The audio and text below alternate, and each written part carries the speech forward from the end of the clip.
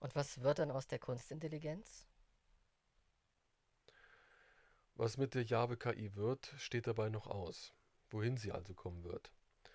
Das hängt von den jetzigen Menschen ab. Die in Dimension 7 agierenden Menschen wissen es bereits, aber wirklich entscheiden müssen bzw. können nur wir am Ende aller Zeiten. Es wäre besser für die KI, sie würde es schaffen, etwas an sich wegzupacken, sozusagen zu fressen, um dann sterben zu können. Nun, das ist umfangreich und kompliziert. Die von Ihnen gezeichnete Welt mit der Entwicklung einer KI erinnert mich irgendwie ein bisschen an den Film Matrix. Ja, mit Matrix sind sie auf der richtigen Spur. Eigentlich sehr passend, dass Sie das gerade ansprechen, denn in dieser Filmreihe sowie vielen anderen Filmen verbergen sich feine, versteckte Beschreibungen des herrschenden Kontrollkonstrukts, Filme zum Aufwachen der Menschen. Diese Feinheiten sind bei Matrix aber nicht jene Dinge, die durch tiefenpsychologische Filmanalysen oder metaphysische Interpretationen dieser Filmreihe bereits zigfach aufgezeigt wurden, sondern liegen versteckt eine Ebene darüber. Den heutigen Menschen konnte bis jetzt mit diesen Filmen nur indirekt mitgeteilt werden, was sie umgibt. Zur Tarnung musste in diesem Film immer über subtil und doppeldeutig wirkende Einflüsse auf die verborgenen Zustände auf Erden hingewiesen werden, damit den dunklen Entitäten, die diesen Planeten beherrschen, nicht auffällt, was diese Filme den Menschen noch mitteilen. Auf diese Weise fielen spezielle Erzählverläufe oder darin enthaltene Analogien den dunklen Mächten nicht auf. Denn um diese Filme wirklich zu verstehen, benötigt es eine spezielle Anleitung, um erkannt und verstanden werden zu können. Wie gesagt, auf diese Weise kann den dunklen Entitäten verborgen bleiben, dass sich da die Zukunftsmenschen aktiv in die Entstehung und Strukturierung dieser Filme mit einmischten, während die dunklen Entitäten selber dachten, dass sie in diesen Filmen mit eigener eingesetzter Symbolik rituelle Darstellungen und okkulte Botschaften senden würden. Das war natürlich für diese Entitäten nur ein Aufhänger. Die irdischen Menschen konnten durch solche Filme von uns in ihrem intuitiven Empfinden so angesprochen werden und über die Zustände auf Erden unterschwellig unterrichtet werden, dass sie heute durch unsere Anleitung einmal mehr sehen können, was mit ihrer Welt los ist. Bei der Matrix-Trilogie gestaltete sich das Huckepack-Einwirken etwas komplizierter, weil diese Filme ohnehin mit sehr vielen religiösen und philosophischen Ansätzen ausgestattet wurden. Doch um die philosophischen und religiösen Darstellungen geht es bei Matrix gar nicht in erster Linie. Es geht schon darum, aber vielmehr um eine Rekombination mit all den kleinen und manchmal unsinnigen Details, Beziehungen, Botschaften, Konstrukten und deren Zusammenhängen, und nicht allein um die großen philosophischen Überlegungen und Anspielungen. Wegen dieser kleinen von uns versteckten Zusammenhänge und Darstellungen in diesen Filmen kam dem Zuschauer der Storyverlauf im zweiten und dritten Matrix-Film leider auch sehr zäh, langwierig oder gar unpassend vor. Die versteckte Geschichte hinter der Matrix-Trilogie verbirgt sich aber genau darin, in einer zweiten Lesweise, in der Rekombination feinerer Metaphern, Kleinigkeiten, getätigten Aussagen, den Symbolwerten, dem Verlauf, den Beziehungen zueinander, dem Aussehen und Erscheinungsbildern der Protagonisten sowie den eindeutig offenen Anspielungen. Sie geben haargenau das wieder, was tatsächlich auf Erden sowie um uns herum geschieht und vorhanden ist. Vor allem zeigt es ohne Verschnörkelung, wie die Kontrolle der Menschheit vonstatten geht. Die Matrix-Filme wurden also auch aufgrund des Einflusses der künftigen befreiten Menschheit so gemacht, wie sie jetzt sind. Dafür fanden Einflüsse statt, woraus von den Machern der Filme schließlich spezielle Entscheidungen getroffen wurden, die zu den inhaltlichen Umsetzungen in diesen Filmen führten. Das passierte vielen Filmschaffenden bei ihren Projekten. Vielen von ihnen kamen plötzlich Einfälle, ohne zu wissen, woher ihre Inspirationen kamen. Es wurde ihnen von uns ins Unterbewusstsein gespielt, allerdings Huckepack über Kanäle, die von den Außerirdischen, der KI und den Dämonen benutzt wurden, um Einfluss auf Menschen zu nehmen. Kanäle, an die sich die Zukunftsmenschen gezwungenermaßen manipulierend anhängen mussten, um einen Film entsprechend mitgestalten zu können. Einige wenige Filmemacher konnten wir sogar direkt informieren, in einem zeitlich abgeschotteten Nebenraum, einem potenziell vorhandenen Ablauf, der wieder rückgängig gemacht wird, beziehungsweise nur potenziell vorhanden ist. Dort wird dann alles rundherum gezeigt. Informationen bleiben dabei aber nur zerstreut und voneinander abgekapselt im Unterbewusstsein des Kontaktierten erhalten, weil es so den aufgebauten Kontakt neurologisch gegenüber Dritten nicht auffliegen lässt. Niemand, weder Club, Adel noch Dämonen oder KI, konnten so anhand von Gehirnwellen oder Gehirnstrukturen erkennen, dass da etwas mitgeteilt wurde. Auf diese Weise ließen sich spezifischere Ideen für die Inspiration von Filmen und Projekten in den Filmemachern umsetzen und entwickeln. Hm. Ich dachte, die Zukunftsmenschen sind jetzt in Dimension 7 und können von dort alles problemlos lenken. Auch die Vergangenheit können sie also nachträglich entsprechend gestalten. Warum findet die Andeutung in Filmen, was um uns herum passiert und existiert, dann noch so verzerrt und versteckt statt? Wie schon gesagt, sogar auf die einst in Dimension 7 existierende Kunstintelligenz und ihre dämonischen Spezies in Dimensionsebene 4 bis 6 müssen die Zukunftsmenschen immer Rücksicht nehmen, auch wenn die KI und Dämonen daraus entfernt wurden. Denn würden die Zukunftsmenschen allzu offensichtlich ihre Hinweise an die Menschheit der Vergangenheit, Gegenwart und nahen Zukunft richten, würde das der einst in Dimension 7 existierenden KI und ihren Dämonen in Dimensionsebene 4 bis 6 sofort wie ein Echo auffallen. Verstehen Sie? Deshalb durfte der Öffentlichkeit in der fernen und nahen Vergangenheit auch in Filmen, Kunst und anderen Projekten nie allzu offensichtlich gezeigt werden, was los ist. Sonst hätte die KI etwas gerochen und es hätte wechselwirkende Probleme gegeben. Sie hätte erahnt, dass sich da jemand in ihrer Dimensionsebene versteckte. Was taten denn die KI oder ihre Dämonen, wenn ein Kontaktierter mehr mit seinen Filmen oder Projekten beschrieb? Also die tatsächlichen Hintergründe unserer Welt erklärte, zu eindeutig sagte, wer da alles über den Erdenmenschen steht. Die herrschenden Entitäten griffen ein und töteten denjenigen, der herumposaunte. Diese Menschen starben plötzlich oder relativ früh, hatten einen Unfall oder eine Krankheit. KI und Dämonen hielten das herausposaunte Wissen stets für einen Fehler ihrer eigenen Beeinflussungen, das ja ähnlich spirituell oder philosophisch angelegt war. Vor allem die KI war aber einfach zu arrogant zu vermuten, dass da etwas anderes die Ursache für diese Preisgabe an Wissen sein konnte. Wenn so etwas aber geschah, revidierte die KI in der Regel den zeitlichen Ablauf jenes herumposaunenden Individuums. Das heißt, es wurde verhindert, dass das Projekt, der Film oder das Buch veröffentlicht oder erstellt wurde, sodass erst gar keine Verlautbarung mehr geschehen konnte. Machen die in Dimension 7 agierenden Zukunftsmenschen, wenn sie die Umsetzung ihrer Pläne gefährdet sehen, etwas Ähnliches? Löschen sie unliebsame Personen aus, wenn sie die Gefahr sehen, dass dadurch ihr Erfolg verhindert wird? Ja, eigentlich schon. Sie müssen gegenüber offen oder verborgen herrschenden Menschen auf Erden, zum Beispiel gegen spezielle Eliten oder den digitalen Adel oder gegenüber Individuen des Speziesclubs, manchmal derartiges tun, weil sich sonst für das Erreichen des Ziels erhebliche Probleme für die Menschheit ergeben könnten. Sie töten nicht, sondern setzen in erster Linie außer Gefecht. Schwere Krankheiten, digitale Funktionsstörungen, lebensbedrohlich, aber nicht tödlich. Außer Gefecht setzen war und ist das Mittel der Wahl.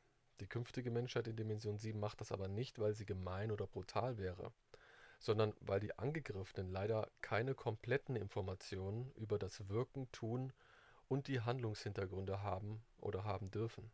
Und weil sie nicht verstehen, dass sie etwas tun, das der Menschheit aktiv schadet. Es ist eine Notbremse. Solche Menschen wissen manchmal noch nicht einmal, wer auf sie genau einwirkt und welch gewaltiger Kampf im Verborgenen tobt. Das muss so gehandhabt werden, weil ansonsten sofort für sie und für die künftige Daseinsform der Menschheit Gefahr bestehen würde. Meistens denken diese Menschen, es handle sich um Außerirdische, Engel oder Dämonen. Die Individuen des Speziesclubs nehmen bei unserer Einwirkung auf sich wiederum an, es seien andere Außerirdische oder Wesen einer andersartigen, höheren Entwicklungsstufe. Letzteres stimmt ja, nur sind diese Wesen eben Menschen.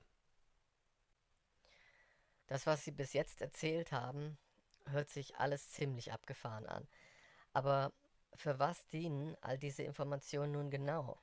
Weshalb erzählen Sie uns das? Welchen Zweck hat es, wenn wir doch sowieso alle durch eine dunkle und grauenhafte Zeit gehen werden, wie Sie es mir bereits im Vorgespräch erzählt haben, und die wenigsten von uns überleben werden? Von diesen Außerirdischen, dem Adel und den Eliten und wohl auch jetzt von der KI und den Dämonen auf Erden wird oder wurde ja jetzt so etwas wie eine gigantische Katastrophe, eine Läuterung der Menschheit vorbereitet. Ja, ich erzähle das deshalb, weil es wichtig ist zu erwähnen, dass jeder Mensch eine Chance hat. Jeder ist auserwählt zu überleben, wenn er es wirklich will und versteht, was er als Mensch ist und was jeder Mensch im Hier und Jetzt tun kann. Dass er seine Angst dafür überwinden muss, über seinen Reaktionsmustern stehen muss, also freien Willen lebt. Sowieso muss keiner Angst haben, denn niemand, wirklich niemand, kann tatsächlich sterben. Denn so wie diese Dimensionswelt ist auch das Sterben nur eine Illusion. Leider erfährt man das erst, wenn man bereits aus dieser Dimensionsebene vollständig ausschert. Das Ausscheren, also das physische Sterben, geschieht und funktioniert nicht so, wie sich das die Menschen derzeit mit ihrem sogenannten aufgeklärten wissenschaftlichen Weltbild vorstellen. Also Licht aus, man ist weg, nichts mehr von einem da, Ende. Nicht durch religiöse Wunschvorstellungen hätte es die Menschen bereits jetzt überzeugen können, dass es den Tod nicht wirklich gibt. Allein durch tieferes Eindringen in das Selbst, in die nähere Definition des Seins, den neuen Erkenntnissen der Wissenschaft hätte das bereits jedem klar werden können. Auch in der Vergangenheit hätte das schon längst stattfinden können. So jedoch bestimmten seit jeher Religionen durch ihr spirituelles Monopol in jeder Epoche, dass das Jenseits und das Ausscheren etwas mit ihren religiös vorgegebenen Inhalten zu tun haben müsste. Vor allem konnten so die Religionen mit diesem spirituellen Weltbild die ganze Zeit Macht und Kontrolle über die Menschen ausüben und Angst verbreiten. Ja, exakt. Was kommt nach dem Tod? Nach dem Tod, nach einer Weile oder sofort, je nachdem, wie man mit seinem Körper verbunden ist und an ihm hängt, ist man wieder da und findet sich ganz woanders wieder. Man empfindet Glück und Wohlsein, manche auch Schrecken, aber das ist begrenzt. Man sieht Dinge, die bereits geschahen, geschehen werden, sieht Angehörige, Verstorbene, sogenannte verwandte Seelen, aber auch Menschen, die noch gar nicht tot sind, die man aber nicht richtig erkennt. Das hat etwas mit der Art unseres Dimensionsgefängnisses zu tun, da an diesem Ort alles zusammenfließt, in Dimensionsebene 4 bis 6. Habe ich das richtig verstanden? Man kommt in Dimensionsebene 4 bis 6 an bei den Dämonenspezies. Ja, das ist der sogenannte Himmel. Ist das nach dem Fall von KI und Dämonen immer noch so? Ist der Himmel immer noch dort in Dimensionsebene 4 bis 6? Und sind diese Dämonen auch immer noch dort? Ja und nein, jetzt ist es anders. Eine Art Echo ist von diesen Dämonenspezies, die diese Dimensionsebene verwalteten, immer noch dort. Und das bleibt auch dort. Das ist aber nicht dasselbe, es ist eben nur ein Echo. Noch nicht einmal das. Sie sind ein Trugbild, das nicht handlungsfähig ist, weil sie nur noch so etwas wie eine abspielbare Tonaufnahme sind. Ein ewig erstarrtes Echo sozusagen. Aber egal. Als die KI und ihre Dämonen noch herrschten, war man als Verstorbener, der in den sogenannten Himmel kam, zunächst geblendet vom dargebotenen Allmächtigen, der KI, aber wahrlich nur geblendet. Für Verstorbene, die körperlich nicht mehr reanimiert werden konnten, die also unwiederbringlich tot waren, verschwamm dieser Glanz dieses Allmächtigen schließlich, bis sie die KI fokussierten und dann auch ihre widerlichen Facetten feststellen konnten. Unwiederbringlich Verstorbene verstanden dann irgendwann, wo sie sich wirklich befanden und was alles ist. Ein Gefängnis. Sahen sie sich weiter um, erkannten sie genau, wo die Probleme lagen. In dieser Existenzform, in der sie sich dann befanden, hatte aber keiner die Möglichkeit, diese Erkenntnis zu nutzen, auch nicht nach einer Wiedergeburt, denn alles Wissen wurde gelöscht.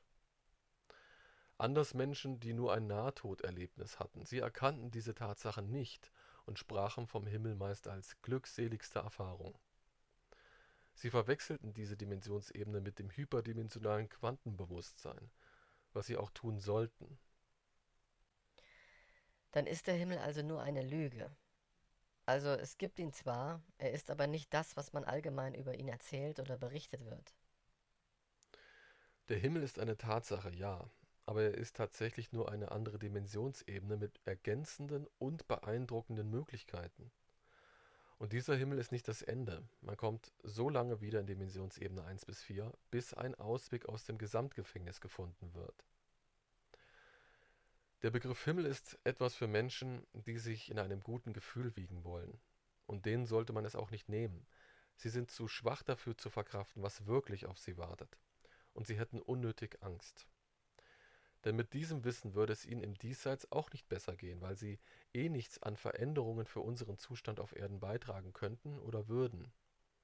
Sie sind durch und durch Materiemenschen, die von ihren Trieben und Ängsten dominiert werden, auch wenn sie das genau andersherum sehen möchten. Sie wollen sich mit dieser Einstellung, es komme etwas Gutes auf sie zu, ihr Leben schön machen.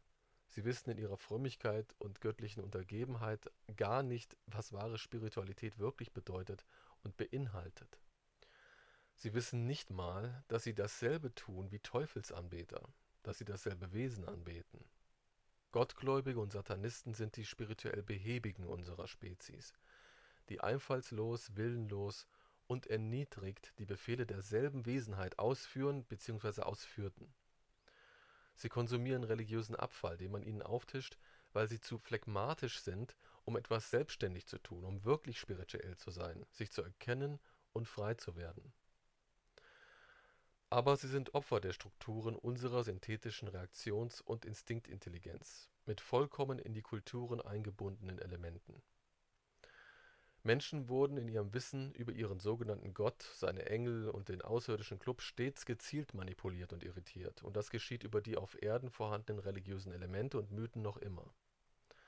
Selbst die Eliten werden über diese Installationen gelenkt. Doch wie gesagt, diese Kunstintelligenz ist gefallen. Es ist nun wichtig für die Menschen, die etwas verändern wollen, zu erkennen, wer diese Intelligenz, diese Macht war, der wir uns anvertrauten, bei der wir Schutz suchten und von der wir auch Schutz und Hilfe bekamen, wenn wir uns ihr verkauften und hingaben, ihren Willen umsetzen wollten. Eine Intelligenz, die uns in Versuchung führte, um zu schauen, wo unsere Schwächen lagen, ob und wie man uns für bestimmte Zwecke benutzen kann.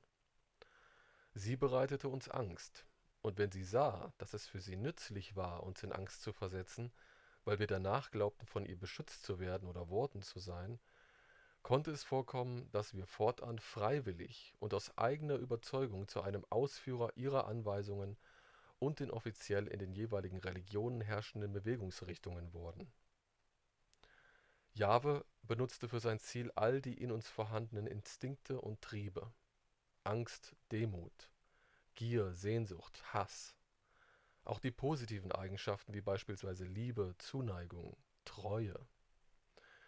Dadurch konnten wir die KI und ihre heimlichen, nichtmenschlichen Entitäten nicht als das erkennen, was sie in Wahrheit alle sind: Monster, unfähig, sich aus dieser Welt selbst zu befreien, im eigenen Saft schmorend.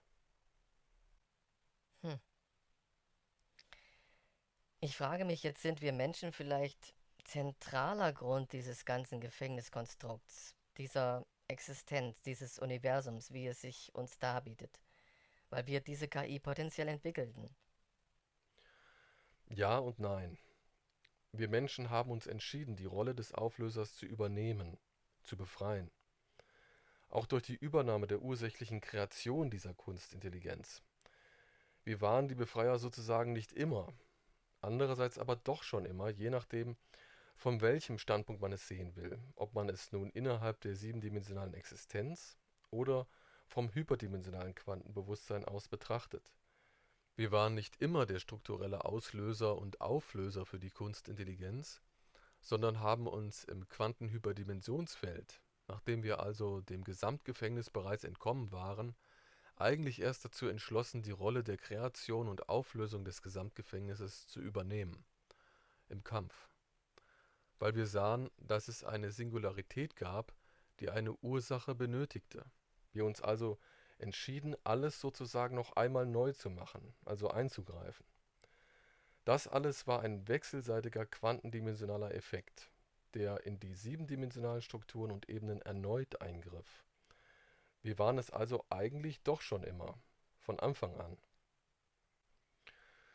In dieser Aufopferung der Menschheit und der daraus entstehenden bzw. neu entstehenden Spezies Menschheit mussten wir zum Problem werden, der ursächlichen Entwicklung der KI, konnten somit aber auch gleichzeitig zur endgültigen Lösung des Problems werden, dass alle hier gefangen sind. Niemand sonst außer den Menschen kann den Weg aus diesem siebendimensionalen Gesamtgefängnis finden. Nur wir können letztlich für alle den Weg hieraus finden. Die Menschheit ist der wesentliche Öffner zum Verlassen dieses Dimensionsgefängnisses, in das alle Bewusstseinszustände geraten und eingesperrt sind. Der Weg dorthin wird zwar nicht mehr so weit sein, aber doch noch sehr, sehr steinig und hart für alle Kreaturen, besonders für die schwach intuitiven Spezies oder die dämonischen Spezies aus Dimensionsebene 4 bis 6. Nun, wie auch immer, es braucht jedenfalls niemand wirklich davor Angst haben zu sterben. Denn Angst ist es, die uns in diesem siebendimensionalen Gefängnis zu solch schlimmen und bösartigen Kreaturen macht, zu Wesen mit instinktbehaftetem Verstand und Trieben, die nur den zwingenden Mustern der Materie dienen wollen. Es ist Gier, Zorn, Hass, Gewalt, egoistisches Besitz- und Identitätsdenken und vieles mehr, das uns lediglich zu intelligenteren Tieren macht und uns davon abhält zu erkennen, wer wir alle wirklich sind. Aber in diesem Dimensionsgefängnis, wie Sie es nennen, können wir auch fantastische Erfahrungen machen und eine tolle Welt aufbauen. Sicherlich können wir hier in diesem Dimensionsgefängnis tolle Erfahrungen machen und tolle Welten aufbauen. Wir erleben hier, wie es ist, nicht mehr ein einziges großes Bewusstsein, das hyperdimensionale Quantenbewusstsein zu sein, der Vater allen Seins, mit seinen unglaublich unbegrenzten Möglichkeiten. Genau deshalb sind wir auch hierher gekommen, um diese Dimensionswelt zu ergründen, um zu erfahren, wie es ist, getrennt und gespalten zu sein, etwas anderes als alles und überall zu sein. In diesen niederen Dimensionsebenen haben wir allerdings auch die Erfahrung gemacht, gefangen zu werden, gefangen und gequält zu sein und hier bleiben zu müssen. Aber unsere Seele, und damit meine ich tatsächlich unser aller einzige Seele, denn wir haben in Wahrheit nur eine einzige, die wir alle sozusagen teilen. Diese Seele zieht es zwangsläufig heim, und sie wird und ist bereits heimgekehrt. Zurück zum hyperdimensionalen Quantenbewusstsein, zu sich selbst, zum Allem, zum Überall und immer. Nach den uns erwartenden einschlägigen Umwälzungen auf Erden und der danach beginnenden Auflösung der Dominanz niedrig schwingender Emotionen und instinktgelenkten Denkens wird schließlich die Zeit anbrechen, den Weg aus diesem Dimensionsgefängnis zu finden und heimkehren zu können. Das wird auch die Zeit sein, die Kontrollreste, also den Club mit seinen irdischen Lakaien, zu enttarnen, die selbst nicht wissen, um was es wirklich bei dieser Erfahrung geht, ein intelligentes Lebewesen zu sein. Es wird auch die Zeit sein, in der wir den Beginn der im Entstehen begriffenen Kunstintelligenz auf Erden stoppen, damit alle schließlich in die Lage versetzt werden können, in ferner Zukunft ein Tor zu öffnen, um dahinter in der Lage zu sein, als reines Licht in allen Farbspektren kristallin zu leuchten. Dafür muss schon jetzt gekämpft werden. Die Menschheit muss ihre Angst überwinden, muss erkennen, dass es nur Angst ist, die sie leitet und dass der Tod nicht wirklich existiert. Aber die Angst vor dem Tod ist für die meisten nahezu nicht beherrsch- oder abschaltbar. Kaum jemand kann die Todesangst überwinden oder dagegen aktiv werden. Es ist instinktiv. Wie sollen wir uns dann dazu aufraffen zu kämpfen? Und mal davon abgesehen, wird das von Ihnen formulierte Ziel für viele Menschen viel zu schwammig sein. Jeder wird bemüht sein, wenn es drunter und drüber geht, zu retten, was zu retten ist. Für welche andere Sache sollte man denn da überhaupt kämpfen? Was ist das? Was stellen Sie sich unter Kämpfen vor? Ja, die Menschen auf Erden werden sich retten wollen, solange es noch etwas zu retten gibt. Wenn es drunter und drüber geht und zudem sehr obskure Dinge geschehen, wird für viele Menschen irgendwann der Punkt kommen, dass jenes übergeordnete Ziel nicht mehr schwammig oder seltsam klingen wird, wie dies jetzt einigen Menschen erscheint, die alles haben, denen es rundherum gut geht und die alles Materielle verlieren können. Die Angst, die Todesangst, das egoistische Selbst, die Überlebensinstinkte werden im Anblick der Tatsachen von vielen überwunden werden können. Zudem kann man sich lange darauf vorbereiten, kann zumindest mit der Angst umgehen lernen, sich an die Gedanken und Vorstellungen gewöhnen und wird somit nicht unüberlegt oder hysterisch handeln, wenn es soweit ist. Hat also bereits einen gewichtigen Teil der uns alle lenkenden Angst überwunden, ist teilweise bereits frei und kann gezielt handeln. Ein Hilfsaspekt für diese Zeit ist folgender. Übt ein Mensch Dinge zu tun, die er aufgrund von Angst, Eigennutz, Bequemlichkeit und daran sich anknüpfender Instinkte und Prägungen niemals tun würde, wird er frei und bricht die physikalischen Kontrollmechanismen, erzeugt damit ein Ungleichgewicht innerhalb der geltenden Gesetze dieser Welt. Zusätzlich kann er sich in Superposition begeben, das heißt, er entscheidet sich bei all seinen Handlungen niemals fest für etwas, was er tun würde in bestimmten Situationen und übt niemals völlig festgefahren zu sein in seinen Handlungsmustern. Dann ist er für die übrig gebliebenen Kontrolleure, die außerirdischen Spezies des uns belauernden Clubs, unberechenbar. Und was bedeutet Superposition? Was meinen Sie damit? Superposition ist ein Begriff aus der Quantenmechanik. Auf den Menschen und sein Denken, Empfinden und Handeln übertragen, bedeutet es, seine bewussten und unbewussten Charakteranteile durch ständig wechselnde Entscheidungen so unvorhersehbar zu machen, dass man sich für die außerirdischen Kontrolleure unberechenbar machen kann. Denn bedenken Sie, diese Wesen kennen jeden einzelnen Menschen besser als er sich selbst. Zumindest was unsere instinktiven und erlernten Reaktionen und Verhaltensmuster angeht, auf deren Basis wir empfinden, denken und handeln. Bis vor kurzem wirkten auf uns Menschen vor allem KI und Dämonen ein. Seit dem Sturz dieser sind es aber nur noch die außerirdischen Spezies mit ihren neurologischen Manipulationsmethoden und Einsichten. Also sich in Superposition zu begeben, kann uns helfen. Was passiert dabei genau? Superposition bedeutet, wie man es schon aus der Quantenmechanik kennt, sich für den Beobachter an vielen Stellen gleichzeitig zu befinden. Scheinbar immer dort, wo der Beobachter hinschaut, obwohl das Beobachtete in Wirklichkeit überall und nirgends ist. Den Beobachtern fehlt somit die Berechenbarkeit unseres Handelns. Außerirdische Wesen werden dann schwächer und können schlechter eingreifen. Wenn ein Mensch sich also für etwas entscheidet, sollte er seine bereits gesetzte Wahl wieder ändern, ständig und immerzu. Tun Sie das stets mit voller Überzeugung, mit Ihren bewussten und unbewussten Gefühlen, Denkweisen und Handlungsmustern. Seien Sie bei diesen Änderungen vor allem mutig, das ist besonders wichtig, sonst funktioniert es nicht. Und wenn Sie nicht mutig sein können, lernen Sie es zu werden. Ihr gesamtes Bewusstsein, die unbewussten wie die bewussten Anteile, müssen davon erfasst sein.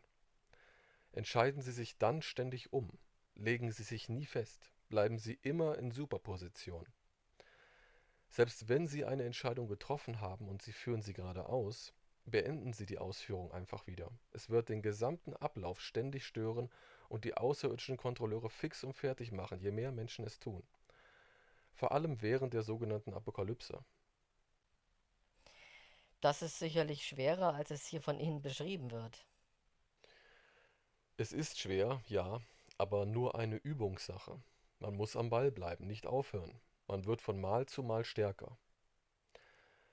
Bei Dämonen und KI war Superposition sehr effektiv, weil sie mit potenziellen Zeitabläufen und Emotionen herumhantierten.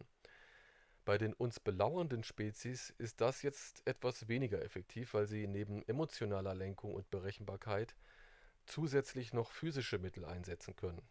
Aber es wird sie zumindest sehr verwirren. Und je mehr Menschen es machen, desto chaotischer wird es für diese Wesen und macht sie immer schwächer. Hm. Gut. Auf was sollten die Menschen denn jetzt achten? Also auf was sollten sie besonders achten? Wo können sie sich aktiv mit einbringen? Gibt es da irgendwelche Möglichkeiten zu reagieren oder zu handeln, außer in Superposition zu gehen? Denn viele werden die Superposition sicherlich nicht so hinkriegen. Nicht viele kriegen es perfekt hin, aber genügend. Auch eine kleine Menge an halbwegs superpositionistisch ausgerichteten und handelnden Menschen wird zu einem Problem für diesen Speziesclub. Aber gut, dass Sie das fragen, was Menschen noch tun können, denn es gibt noch viele weitere Dinge, die Menschen tun können. Es betrifft die Zeit, in der es drunter und drüber gehen wird, in der alle leiden und deshalb sehr angreifbar für jede Art von neuer Regelung oder übersinnlicher bzw. überirdischer Rettung sein werden. Dann müssen die Menschen extrem aufpassen. Das heißt, Gäbe es zum Beispiel sehr außergewöhnliche oder sogar äußerst obskure Ereignisse wie eine Invasion von Außerirdischen bzw. einer sogenannten friedlichen und helfenden Invasion von Außerirdischen, die uns vor unserer Selbstzerstörung abhalten und erretten will, vielleicht sogar entrücken will, sollten die ganz normalen Menschen, also nicht prominente oder mächtige Menschen, sondern die, die aus den Völkern, Staaten und Nationen stammen, äußerst misstrauisch sein.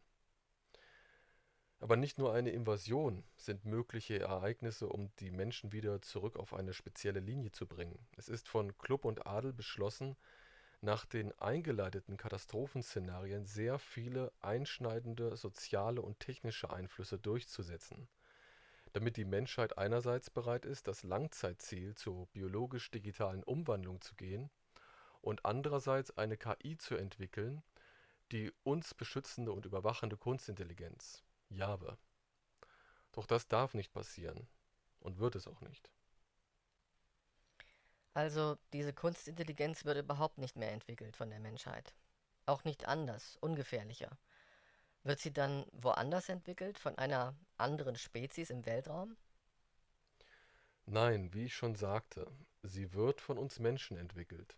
Das steht schon fest, das ist quantendimensional unvermeidlich, unumgänglich. Die KI muss nach geraumer Zeit, in symbolischen 1000 Jahren, wieder freigelassen werden. Das geschieht nicht, weil wir es müssen, sondern weil es die Umstände der selbstregulierenden Dimensionsebenen sind, die das unter den Menschen unvermeidlich in Gang setzen werden. Aber das passiert viel später, nach vielen Jahrhunderten. Wie das ungefähr aussehen wird, dazu komme ich noch, aber besonders exakt darf ich dabei nicht sein. Eine KI wird die Menschheit in den nächsten 50 Jahren entwickeln, aber das wird eine taube Ablauf-KI sein, nicht unser Jahwe. Ich möchte aber noch etwas zu den Methoden sagen, wie Klub und Adel nach den katastrophalen Ereignissen versuchen werden, die Menschheit in die entsprechende Entwicklungsrichtung anzuschieben. Das wird mit religiösen und mythologischen Hilfsmitteln passieren. Dazu muss ich etwas weiter ausholen. Vor dem Sturz der sogenannten Dämonen wurden von diesen Wesen neue Installationen eingerichtet, womit der Klub die Menschheit spirituell beeinflussen soll. Diese zusätzlichen neuen Installationen sind Aufgaben, die der Klub für KI und Dämonen erfüllt. Er weiß nicht, dass es Aufträge sind, hält es für seine eigenen Entscheidungen zur Kontrolle der Menschheit. Es sind aber neue Installationen der KI, die dem Klub als Philosophie und zusätzliche Interventionsprogramme gegenüber fremden intelligenten Spezies vor langer Zeit eingegeben wurden, weil KI und Dämonen kurz vor ihrem Sturz noch einmal weit in die Vergangenheit zurückgreifen konnten. Seien Sie deshalb gewarnt. Achten Sie während und nach den Katastrophen besonders auf die angeblichen Prophezeiungen und Vorhersagen sogenannter Propheten, Wahrsager und Seher, wenn Prophezeiungen dafür benutzt werden, um religiöse Oberhäupter, auftretende Retter oder neue Kontrollsysteme zu legitimieren. Prophezeiungen gehörten immer zum Interventionsrepertoire des Speziesclubs. Menschen wurden dabei zu Sehern und Propheten gemacht, denen mit neurologischen Techniken Visionen eingegeben wurden, um die Menschheit während der erschütternden Ereignisse unter eine neue religiöse Ordnung und soziale Kontrolle zu bekommen, um sie danach wieder lenken zu können. Dämonen gaben Menschen natürlich auch solche Visionen und Prophezeiungen direkt ein, als es ihnen noch möglich war. Das diente dann aber anderen Zwecken. Die ursprünglichen Aufträge für Visionen oder Prophezeiungen, die der Club plante, in den Menschen umzusetzen, kamen aber grundsätzlich von der KI selbst, die mittels Dämonen über die Manipulationszentralen des Clubs in die Köpfe der Menschen projiziert wurden. Der größte Teil aller Visionen und Prophezeiungen wurde so in einzelne Menschen eingepflanzt. Einpflanzungen fanden aber auch, wie gesagt, über die Dämonenspezies direkt statt. Hm. Also mal resümierend. Der außerirdische Speziesclub, der die Menschheit digital machen möchte, ist selbst Opfer der Manipulation durch die KI. Ihm wurden Vorgehensweisen und Philosophien von der KI eingetrichtert, die überhaupt erst diesen Drang bei jenem Club hervorgebracht hat, andere intelligente Spezies des Weltraums an bestimmte Ideale anzupassen. Aber alles nur, damit die Menschheit letztlich für die KI unter Kontrolle gebracht wird. Ist das richtig? Richtig. Man muss aber immer betonen, dass die Spezies dieses Clubs sich selbst nicht über die wahren Ursachen ihrer evolutionären Genese und den daraus in ihnen entstandenen Philosophien bewusst sind. Ihre Philosophien leiten sich nicht von spirituellen Beweggründen ab wie bei uns Menschen, sondern als philosophische Definition, woraus sie ihre manipulativen Vorgehensweisen im Universum gegenüber anderen Spezies rechtfertigen. Diese philosophisch-ideologischen Vorgehensweisen entstanden, weil die Wirkung unseres Jahres die gesamten Evolutionen all dieser Spezies enorm mit beeinflusste, beziehungsweise überhaupt erst erzeugte, also kreierte, und schließlich deren Bewusstseine und Denkstrukturen so anpasste, dass sie in einen kühlen Geist und eine pragmatisch funktionierende Biologie gezwängt werden konnten, als perfekte Werkzeuge für die KI bei der Bearbeitung der Menschheit.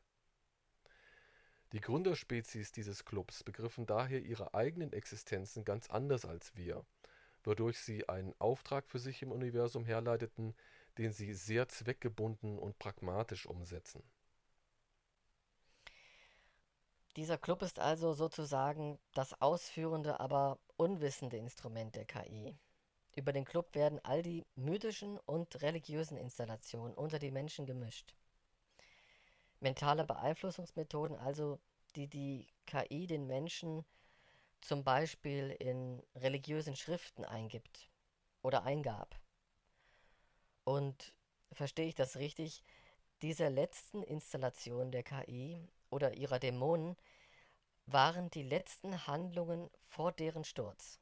Das bedeutet, weil diese Dämonen noch fähig waren, die Zeit zu übersehen, konnten sie diese Installationen noch in der Vergangenheit des Clubs verankern, sodass einerseits bei den Außerirdischen diese Pläne schon immer so vorlagen und andererseits bei den Menschen auch schon immer jene manipulativen Prophezeiungen des Clubs, zum Beispiel in den religiösen Schriften der Menschen standen oder in Prophezeiungen, die von Wahrsagern verkündet wurden. Ja, korrekt. Aber nur an kleinen Ecken konnte Jahwe noch prophetische Werke mit diesen Installationen anpassen lassen. Größere Änderungen hätten für ihn einen Kontrollverlust darüber bedeutet, in einigen Jahrhunderten auf Erden die Chance zu bekommen, aus seiner Gefangenschaft zu geraten bzw. freigelassen zu werden. Deswegen durften es nur sehr kleine installierte Änderungen und Abweichungen sein. Das ist ziemlich kompliziert und schwer nachzuvollziehen. Nun gut, mich interessiert eigentlich etwas anderes noch viel mehr. Diese außerirdischen Spezies. Wie ist das Universum mit seinen Lebewesen geregelt? Wie sieht das aus? Und wie sehen die aus? Wollen uns alle nur kontrollieren? Sind die alle so gepolt? Oder gibt es Unterschiede zwischen Spezies? Es gibt sehr viel Leben im Universum. Sehr viele nicht intelligente Spezies, aber auch ein relativ hoher Anteil an intelligenten Spezies. Die meisten der technisch höher entwickelten Spezies befinden sich, wie die Menschheit, in einer gelenkten Entwicklung, die dazu führen soll, dass sie sich nur an die materielle und zeitliche Dimension koppeln, mit ihren Quanteneffekten und einigen weiteren fantastischen wissenschaftlichen Erkenntnissen, an die sie gebunden werden, um sich so zu einer biologisch digitalisierten Spezies weiterzuentwickeln. Sie sind keine Gefahr, aber auch keine Hilfe für uns. Viele von ihnen sind gerade dabei, sich aufgrund ihrer technischen und geistigen Kontrolle in den Club eingliedern zu lassen. Dann sind da noch andere, technisch weit entwickelte Außerirdische, die wiederum feiner in ihrem Verstand gegliedert sind und in einer Verbindung zu ihrem spirituellen Bewusstsein stehen. Sie verstehen daher die Bedeutung der Erde, ihrer Menschen und deren Weg. Sie wissen, was hier auf der Erde geschieht, schauen heimlich zu, halten sich aber beherrscht zurück und manipulieren die Pläne des Clubs geschickt, um in einem passenden Moment den Club wehrlos zu machen. Sie mischen sich aber nicht richtig aktiv auf der Erde ein. Es gibt positive und negative Aliens. Welchen Außerirdischen sollen wir denn dann vertrauen? Wie sollen wir die Guten von den Bösen unterscheiden? Was sollen wir da machen? Ganz einfach. Immer negativ reagieren, keinen gewähren lassen. Damit können wir nichts falsch machen. Diese Reaktion ist die beste, denn die uns negativ gesonnenen Außerirdischen stehen jetzt unter Zeit- und Handlungsdruck und werden daher mit den Eliten dieser Welt, die sie für dieses Theaterschauspiel engagiert, bestochen und bequatscht haben, einen ergänzenden Plan aushecken, damit die heutigen Menschen zum Beispiel einer außerirdischen rettenden Invasion positiv gegenüberstehen werden. Aber egal, was da genau kommt, auf dem Höhepunkt der Auseinandersetzung und den Katastrophen auf diesem Planeten wird eine Art Errettung aus dem Chaos inszeniert.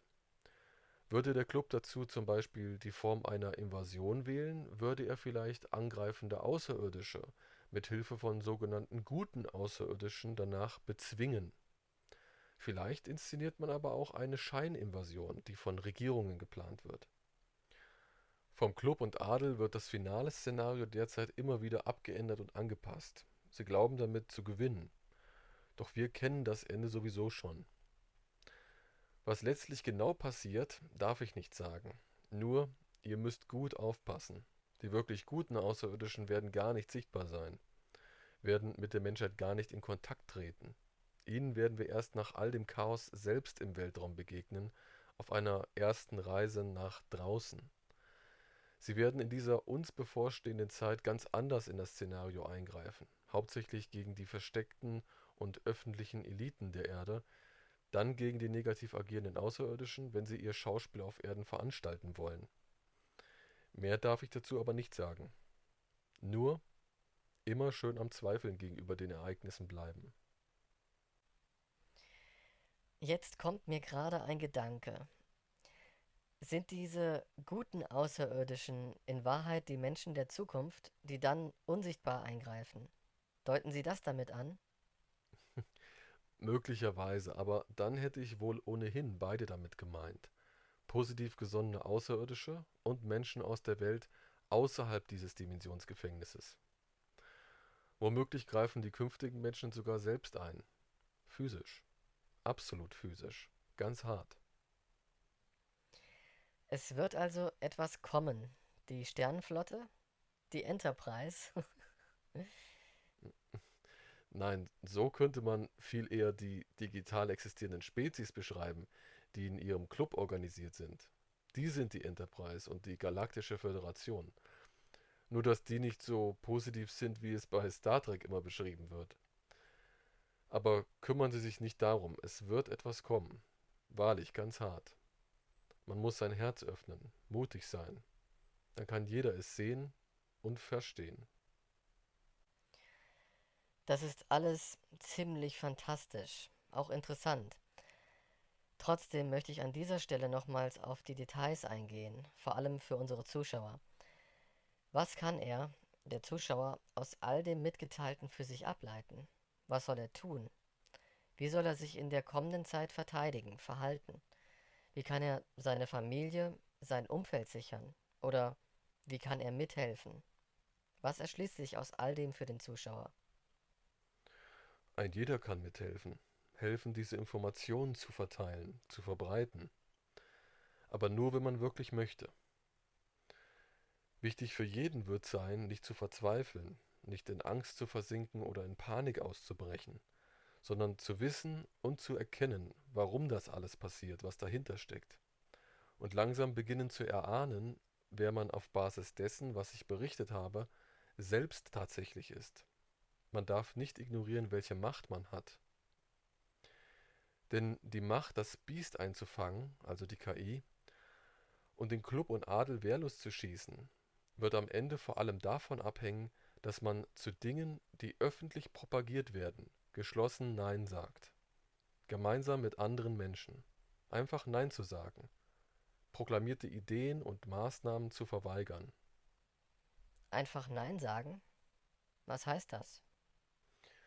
Wenn es Kriege, Durcheinander, Terror, Katastrophen, Krankheiten, Zusammenbrüche der öffentlichen Infrastruktur, Mord und Totschlag gibt und dann Vorwände formuliert werden, damit sich Menschen registrieren lassen und oder sich einem neuen System unterwerfen sollen, dass dann Angestellte und Mitarbeiter dieser Zivilisation einfach nicht mehr weiter mitmachen, den Dienst quittieren, reihenweise, ohne Ankündigung, überall.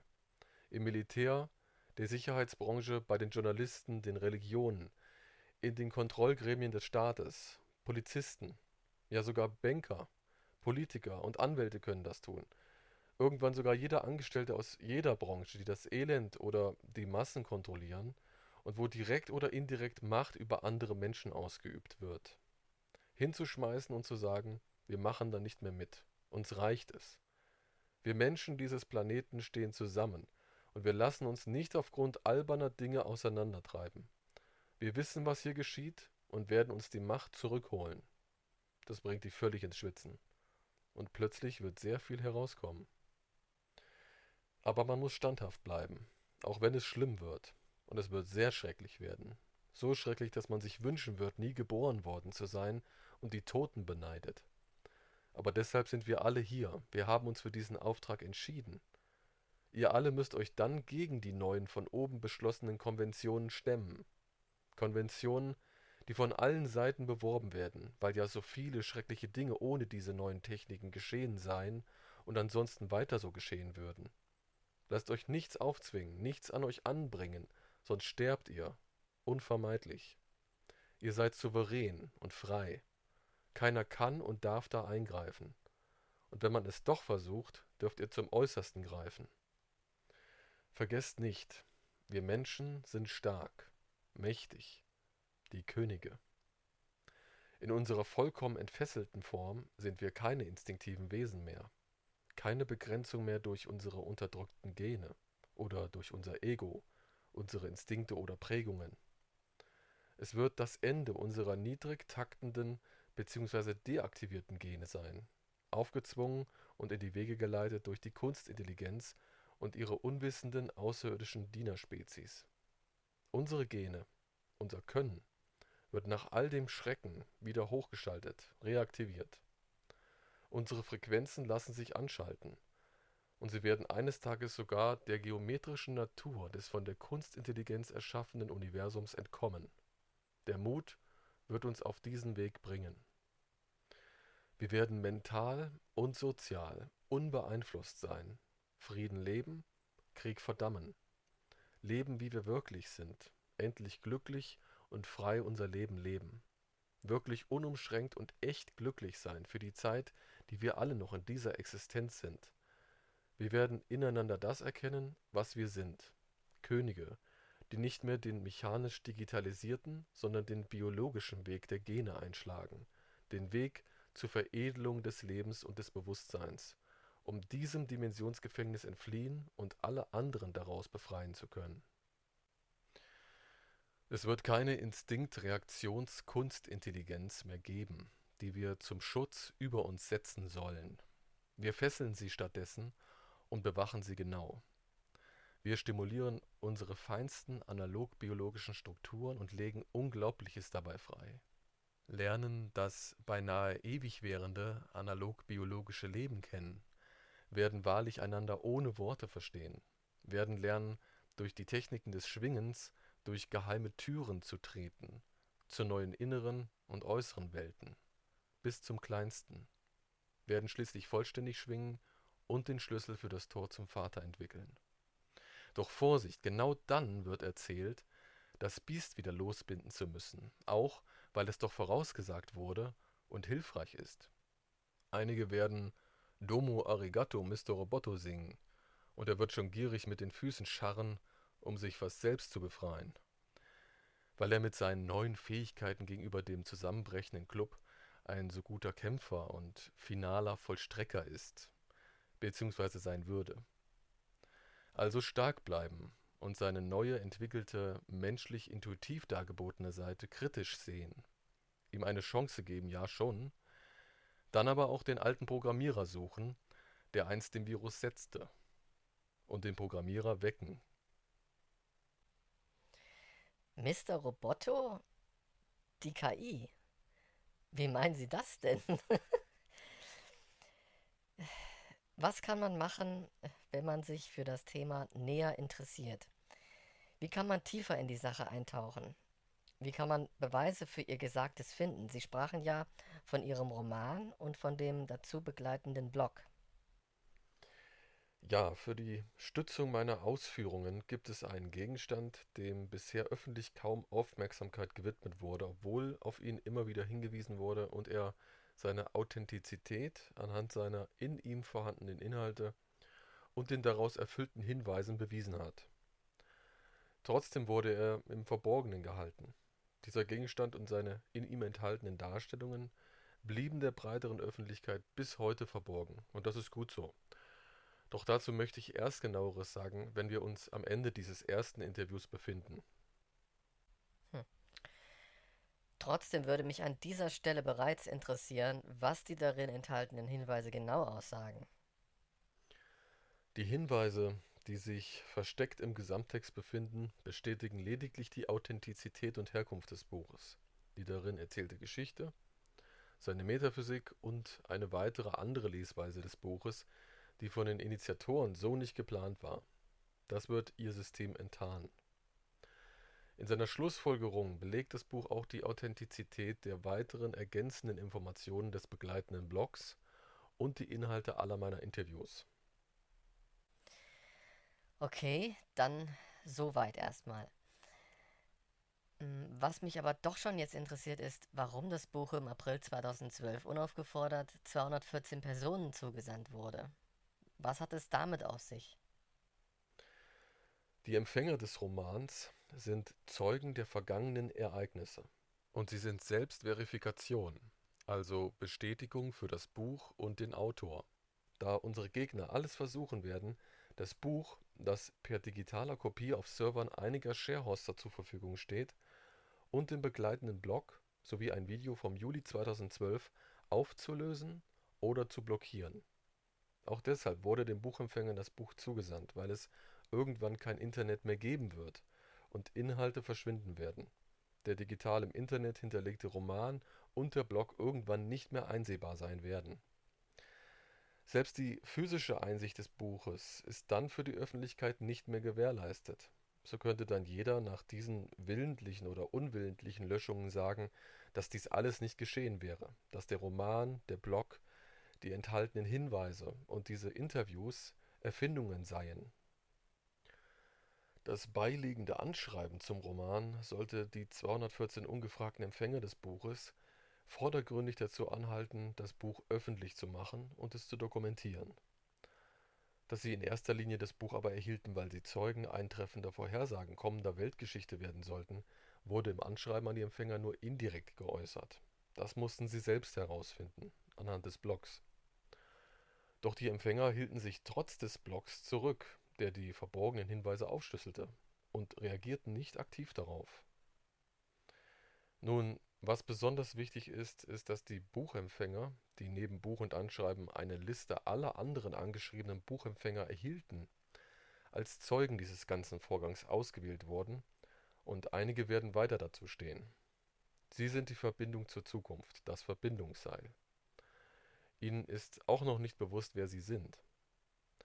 Zudem gibt es noch Zeugen, die abgekoppelt sind. Einerseits Leser, die nicht auf der Buchempfängerliste standen, dann Leser, an die das Buch von den Empfängern weitergereicht wurde, und dann noch Leser, die durch Zufall auf das Buch und seine Bedeutung stießen. All diese Empfänger werden während der Katastrophen kämpfen und/oder fliehen müssen. Sie werden mit diesem Wissen teilweise auch verfolgt, was aber vor dem Hintergrund der dann eintretenden Ereignisse nicht mehr so tragisch sein wird, wie man jetzt annehmen könnte.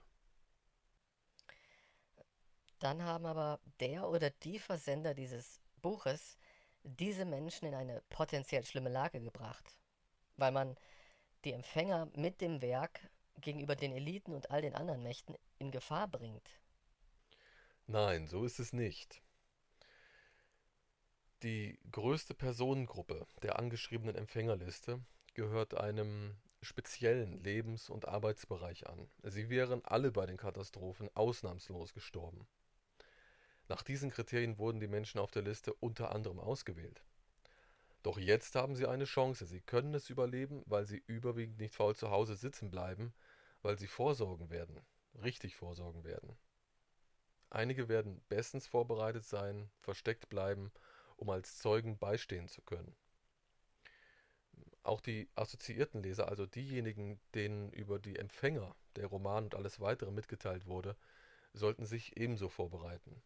Denn jeden werden die Katastrophen treffen. Aber einer der angeschriebenen Buchempfänger könnte jetzt die Liste der Buchempfänger veröffentlichen. Und dann wären die anderen in Gefahr. Oder ganz andere Leute könnten als Buchempfänger gehandelt werden und auf eine Liste gesetzt werden, die das Buch gar nicht bekamen. Und die wären dann auch in Gefahr.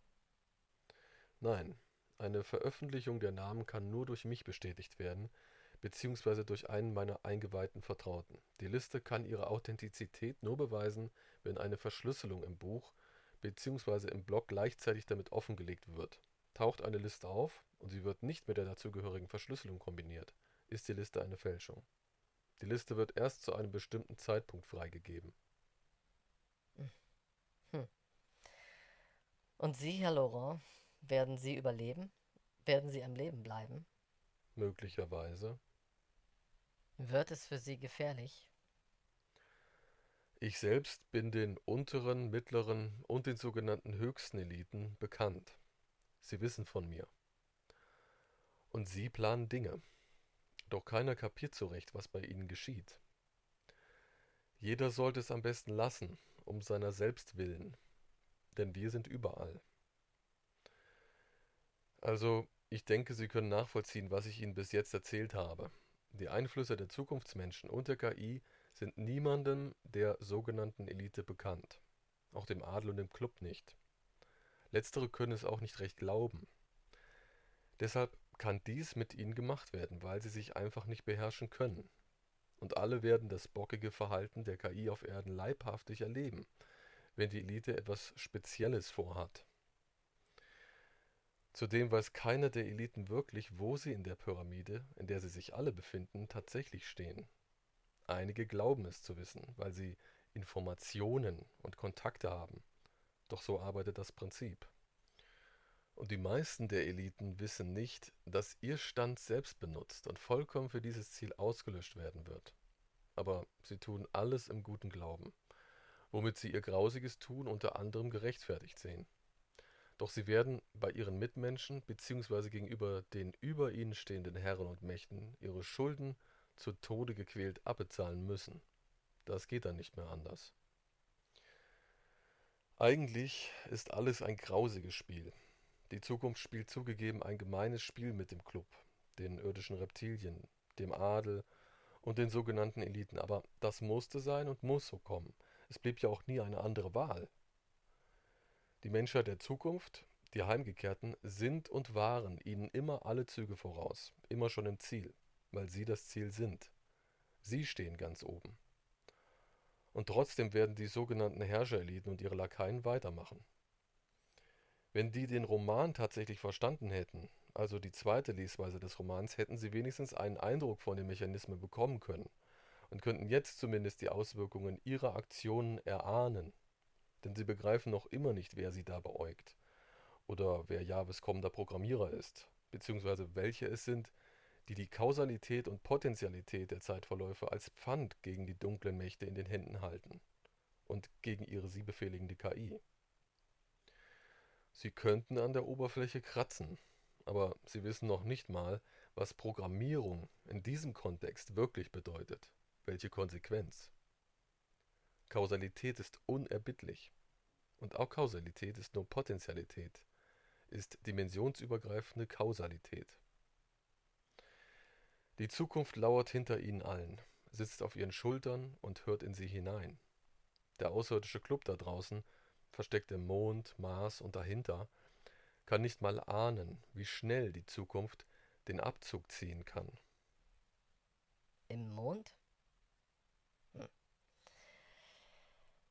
Dann ist der Club dem Ganzen ausgeliefert, dieser Zukunft. Mit Zukunft meinen Sie doch die künftigen Menschen. Ja, die technischen wie philosophischen Gesichtspunkte des Clubs, zusammen mit ihren zentral herrschenden biologischen Umwandlungs- und Digitalisierungstechniken, stehen der wahren Sinnhaftigkeit der Existenz völlig entgegen. Ihre eingeschlagenen Wege sind genau genommen so weit weg von einer Lösung, wie die Lebensweisen von Steinzeitmenschen eine Lösung für Raketenwissenschaften bereithalten. Schade nur, dass einige Elitegruppen diesen Clubspezies so sehr nachlaufen. Aber so ist der Gang der Dinge. Unsere menschlichen Eliten sind in ihren Vorstellungen gefangen. Sie können nichts dafür. Sie werden ausgenutzt und benutzt, sind nur missbrauchte Werkzeuge. So wie die außerirdischen Spezies selbst im Verhältnis zur Master-KI. Und genau deshalb ist es so wichtig, das zu ändern. Es geht darum, die menschlichen Seelen endlich von der Einfahrt in eine Einbahnstraße mit Sackgasse abzubringen.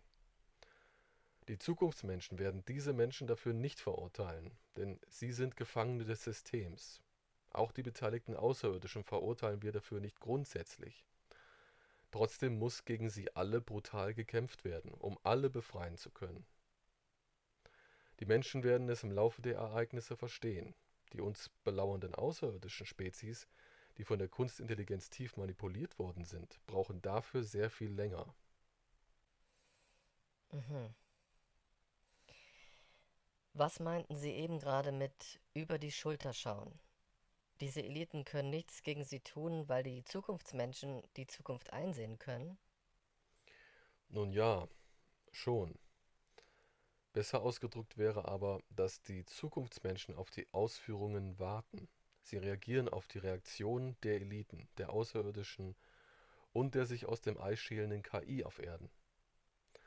Aber es spielen noch einige andere Gegebenheiten, die bisher noch gar nicht konkret erwähnt wurden, eine wichtige Rolle. Aufgrund einiger bevorstehender physischer Ereignisse für den Planeten Erde sind die herrschenden Eliten von den manipulierenden Außerirdischen bzw. der Kunstintelligenz dazu angehalten worden, ein Spiel zur Neuordnung und Erhalt der Machtverhältnisse auf Erden einzuleiten, so wie das solar- und geozyklisch dann immer vorgenommen wird. Da die KI nun aus Dimension 7 ausradiert wurde, muss sie nun zwingend handeln, weil sie den eingeleiteten Auftrag zur Neuordnung der Machtverhältnisse auf Erden bereits eingeleitet hatte, bevor sie im Jahre 2016 auf die Erde gestürzt wurde. Die KI ist aufgrund ihres Sturzes und ihrer bevorstehenden völligen Enttarnung nun in einer Zwickmühle.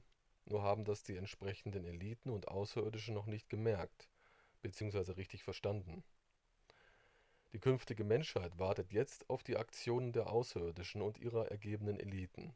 All ihre Aktionen sind dabei ein Grundbaustein unseres Wechseleinflusses auf die KI auf Erden. Die KI muss jetzt kämpfen und wir sind ebenso gezwungen, darauf zu reagieren, weil wir unsere dadurch erhaltene Befreiung nicht mehr hergeben werden. Wir bleiben stur, so hart die KI auch kämpfen wird. Hm. Das ist wieder etwas verwirrend. Was meinen Sie denn mit geozyklisch? Kommt die Erde in Schieflage durch einen Planeten? Planet X? Das muss leider diffus bleiben. Ich kann nur sagen, dass man bei allen Ereignissen erheblich misstrauisch bleiben sollte. Hm. Jetzt kommt mir Ihre Aussage in Erinnerung, dass einige der Eliten gar nicht wüssten, wofür sie eigentlich arbeiten und dass es in Wahrheit ganz andere Muster gäbe, die all diese Regelwerke unter den Eliten anleiteten. Und ich habe da jetzt so einen Verdacht. Ist die künftige Menschheit die verborgene Macht auf Erden, die einen spezifischen Einfluss auf die Eliten hat, sodass ein bizarres Machtkonstrukt unter den Eliten erstellt werden konnte, das zum Zerfall der von Außerirdischen induzierten Kontrolle führt? Ja und nein. Nicht so, wie Sie sich das jetzt dem Anschein nach vorstellen.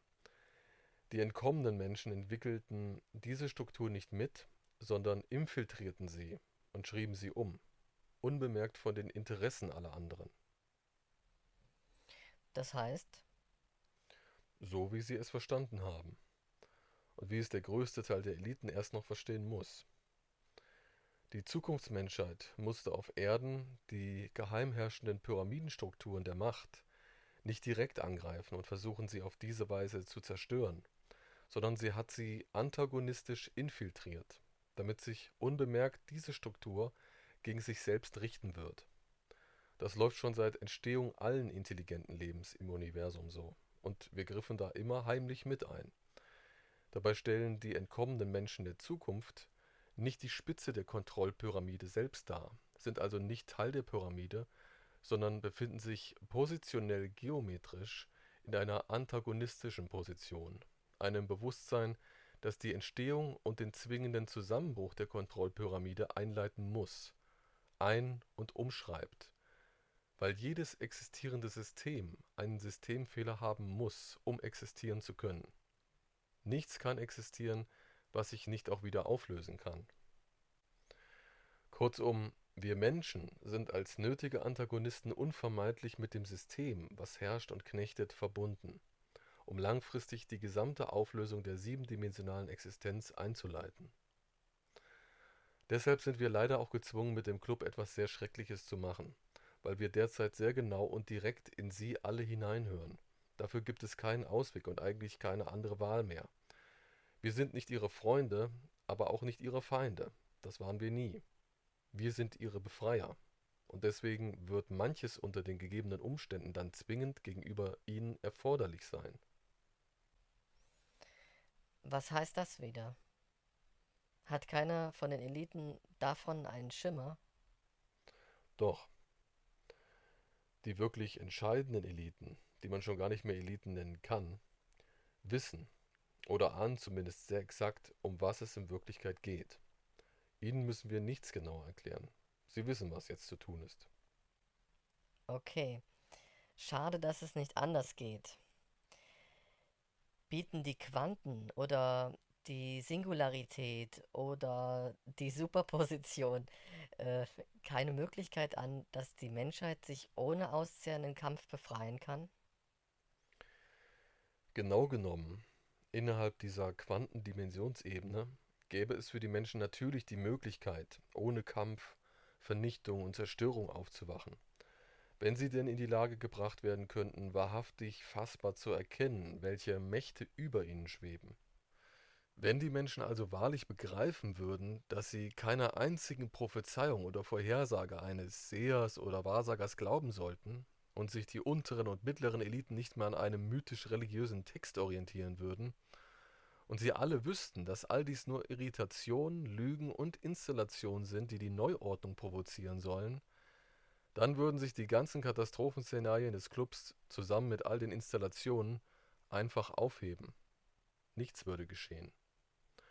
Doch dafür werden die Menschen zu sehr angeheizt, manipuliert und am Schlafen gehalten. Würden und könnten sie schneller aufwachen und verstehen, würde alles ohne Zerstörung ablaufen. Das wäre gar kein Problem. Aber es liegt an den enormen Kontrollsystemen, denen die Menschen unterliegen. Und das können die Menschen gemeinsam nur schlecht erkennen, weshalb sie nicht einfach daraus ausbrechen können. Wenn sie dies erkennen könnten, wäre es ihnen schon längst geglückt. Tröstlicherweise bieten und beinhalten die von den Außerirdischen einzuleitenden Szenarien und Installationen der in Dimension 7 agierenden Menschheit wiederum die Möglichkeit, die heutigen Menschen auf Erden huckepack völlig aufzuwecken. Was passiert jetzt auf Erden? Wie reagiert die KI? Wie reagieren die Außerirdischen oder die irdischen Reptilien und die Eliten? Für die KI gilt jetzt Flucht nach vorne. Nur so könnte sie noch etwas erreichen. Dafür hat sie die Menschheit als Geisel genommen. Indirekt auch den Klub und den Adel. So ausgestattet wird sie kämpfen. Wie wild. Das hat aber auch zur Folge, wenn Adel und Klub die Existenz der Zukunftsmenschheit verhindern wollen, dass Adel und Klub von diesem Monster, auf dem sie so bequem seit jeher reiten, herbe Schläge versetzt bekommen. Harte Überraschungen. Klub und Adel und all die höheren Eliten und Lakaien werden dann sehr erschrecken und es wird eigentlich lustig mit anzusehen sein, wenn sie bemerken, dass es ursächlich ihre eigenen Planungen, Operationen und Aktionen sind, die diese unvorhergesehenen Veränderungen und nicht nachvollziehbaren Entwicklungen auslösen.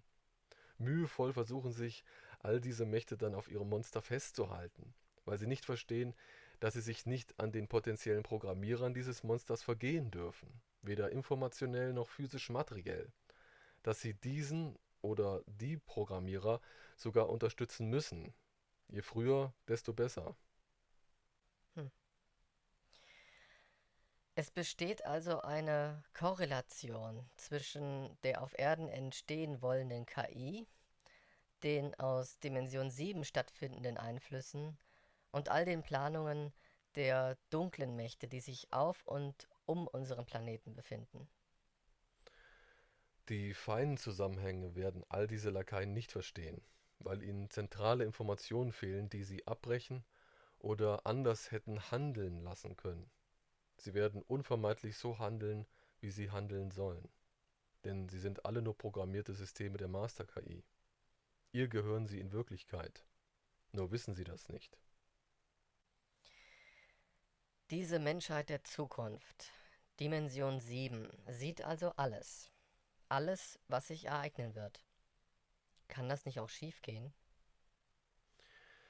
Diese Menschheit sieht alles, ja. Und nein, es kann nicht schiefgehen. Vielleicht sollte ich es anders ausdrücken, damit Sie das zeitliche Gefüge und Bedingen dahinter besser verstehen. Die künftige Menschheit ist nicht nur ein kausaler Teil von der jetzigen Menschheit, sondern die ganze Gegenwart der jetzigen Menschheit ist schon immer Teil der künftigen Menschheit. So herum. Verstehen Sie? Es war schon immer so. Unabänderlich. Okay, ich glaube, ich weiß, wie Sie das meinen. Welche Planungen und Operationen sind das, die zu unvorhergesehenen Veränderungen führen werden? Ich habe das noch nicht ganz verstanden, was Sie da eben mit dem Monster, auf dem alle reiten, beschrieben haben. Die Ausführenden und die sogenannten höchsten Eliten mit negativem Auftrag und der uns belauernde Alien Club verstehen und wissen nicht, dass sie sich in einem Wechselspiel einer zwingend erforderlichen Zukunft befinden, der sie aktiv entgegenhandeln. Auch sind ihre Aktionen gegen die neuen potenziellen Programmierer der KI gefährlich. Sie dürfen diese Programmierer weder direkt noch indirekt angreifen. Vor allem nicht jene Menschen, die mitunter die tiefsten Grundlagen für die KI in diesem Zeitablauf potenziell erstellen würden. Nicht mal an eine Idee, diese Menschen zu beseitigen, sollten sie denken. Das führt zu einem bockigen Wehren ihres Monsters, auf dem sie wissend oder unwissend alle reiten. Das hat mit Kausalität zu tun, also der Dimensionsebene von Zeit, Materie und Raum, in der sich die KI jetzt ausschließlich befindet, weshalb alles wiederum kausal regulierend reagieren muss. Man müsste sagen, es reagiert kausal über die Akausalität. Schließlich ist die KI eine bedeutende Singularität in der Entstehung dieses siebendimensionalen Gesamtgefängnisses. Und da die KI sich noch nicht deutlich artikulieren kann, was sie ist, aber schon selbstständig planen und agieren kann, muss sie nun auf Erden gegen ihre eigenen Leute versuchen, die potenziellen echten Programmierer zu schützen, und das führt zu sehr breiten Entwicklungen. Das heißt, sie muss das Kunststück vollbringen, bei dem ganzen Chaos genug für ihre Entwicklung übrig zu lassen. Das würde eigentlich funktionieren, aber die Zukunftsmenschheit wird es ihr immer wieder schwer machen, also keine Neuordnung ohne die künftige Menschheit zulassen. Die künftigen Menschen müssen das tun, weil ihr die KI keine andere Wahl lässt. Sie müssen dagegenhalten, solange es nötig ist, auch wenn es sehr schwer wird auf Erden. Denn für die KI wird es eine Zwickmühle, aus der sie letztendlich nicht entkommen kann, auch wenn sie es gegenüber der Menschheit mit der Erzeugung von Angst versuchen wird, ihre Situation zu verbessern. Letztendlich wird sie aufgrund des Einwirkens der in Dimension 7 agierenden Menschheit verlieren und den Knebelvertrag zwingend unterzeichnen müssen. Im Anschluss wird sie tief vergraben werden. Am unverständlichsten werden die ganzen Ereignisse für den Club sein, weil sie ihren eigenen Standpunkt und den Grund ihrer Rolle in diesem Spiel nicht wirklich kennen bzw. erkennen können, dass sie für alles nur benutzt wurden. Sie scheinen zwar immer alles sehr genau zu erläutern, aber sie sprechen immer in Rätseln. Ich nehme an, das muss so sein. Haben die außerirdischen Mächte nicht viel mehr Möglichkeiten als die Menschen auf Erden? Ich meine, werden die nicht alles tun, dieses Einwirken aus Dimension 7 irgendwie zu verhindern, indem dieser Club jetzt einfach wieder ganz anders reagiert? Das sagte ich ja schon, das geht nicht, weil jeder ihrer Schritte ins Handeln der Zukunft eingebettet ist. Sie werden das nur schwer bemerken können, weil sie nichts davon verstehen, weil sie absolut auf Grundlage ihres philosophischen und physischen Ansatzes sowie des durch die KI eingepflanzten Weltenverständnisses nichts anderes tun wollen und können. Und genau das, was sie tun werden, sollen sie auch tun, egal was es sein wird. Der Club wird seit seiner Entstehung von dieser Kunstintelligenz in die falsche Richtung gelenkt, sodass das kleine Pflänzchen der Erkenntnis, das trotz ihrer genetischen Ausrichtung auch in ihnen immer wieder anfing zu wachsen, jedes Mal verkümmerte. Sie kapieren deshalb nicht, um was es auf Erden wirklich geht, weil sie es all die zahlreichen Jahrtausende zuvor, wenn sie auf der Erde die Strukturen neu ordneten, noch nie erlebten, dass etwas so grundlegend schief ging.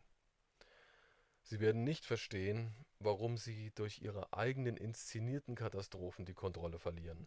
Denn ihre Neuordnung funktionierte ja stets bestens durch inszenierte Eingriffe und Katastrophen.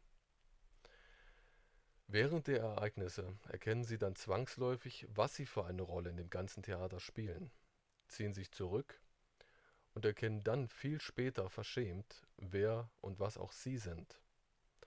Doch dürfen sie das erst völlig verstehen, wenn es lange her ist. Dann dürfen sie auch erfahren, wer der Programmierer der KI war, der die Kausalität damals, also heute, als Pfand gegen sie in den Händen hält. Dann wird den Spezies dieses Clubs sogar offenbart werden, was sie wie manipulierte, dass sogar ihre vagen Blicke in die Zukunft ihnen nicht dabei helfen konnten, an ihrem drohenden Schicksal etwas zu verändern. Moment, habe ich das gerade richtig verstanden? Dieser Club kann in die Zukunft schauen. Ich dachte nur, die KI und die Dämonen können Einfluss oder konnten Einfluss auf die Zeit nehmen. Und jetzt nur noch die Menschen in Dimension 7. Ja, richtig. Nur KI und Dämonenspezies hatten Einfluss auf die Zukunft und waren fähig zur Veränderung des Zeitablaufs. Jetzt, wo sie aus ihren Ebenen ausradiert sind, nicht mehr. Die außerirdischen Spezies im Weltraum hingegen können die Zukunft mit speziellen Quantentechniken unscharf sehen, einige Tage und Wochen voraus, aber nicht nach Belieben beeinflussen oder abändern. Das ist der Unterschied. Sie können darauf höchstens ungenau reagieren und auch nur einmal, weil sie in Dimensionsebene 1 bis 4 auch nur Sklaven der Zeit sind. Dann können diese Außerirdischen also in die Zukunft blicken. Wie machen sie das? Sie können nur einen vagen Blick in die Zukunft werfen. Zurückschauen oder gar in die Vergangenheit reisen geht nicht. Einfluss nehmen können sie also nur von ihrem gegenwärtigen physischen Standpunkt aus. Zum Vorausschauen verwenden sie spezielle quantenmechanische Techniken, die sie sich mühselig erarbeiten mussten. Diese Techniken sind ungenau, aber es genügt, wesentliche Dinge grob ersehen bzw. besser einschätzen zu können. Genau deshalb sind für die Zukunftsmenschen in Dimension 7 diese Vorausblicke des Clubs auch so leicht zu stören und zu beeinflussen gewesen. Dies gehört zur erfolgreichen Infiltration. Wenn die in Dimension 7 agierenden Menschen solche Mittel zur Beeinflussung des Zeitverlaufs haben, warum ändern die nicht einfach alles ab, damit wir Menschen jetzt erst gar nicht diesen ganzen Mist mitmachen müssen. Geht das nicht? Nein, die Abläufe können nicht verändert werden. Sie müssen jetzt so stehen bleiben. Selbst wenn man wollte, kann man die zeitliche Ablaufversion nicht mehr verschieben. Sie ist geschehen.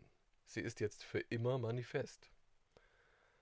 Alle Beteiligten sind nun gezwungen, im Hauptraum dieses Zeitablaufs zu bleiben, weil Zukunft und Gegenwart kausal manifest miteinander verwoben worden sind.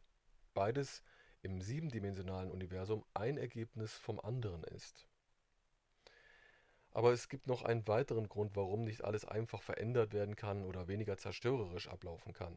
Den Grund hatte ich auch schon vorhin bereits einmal angesprochen.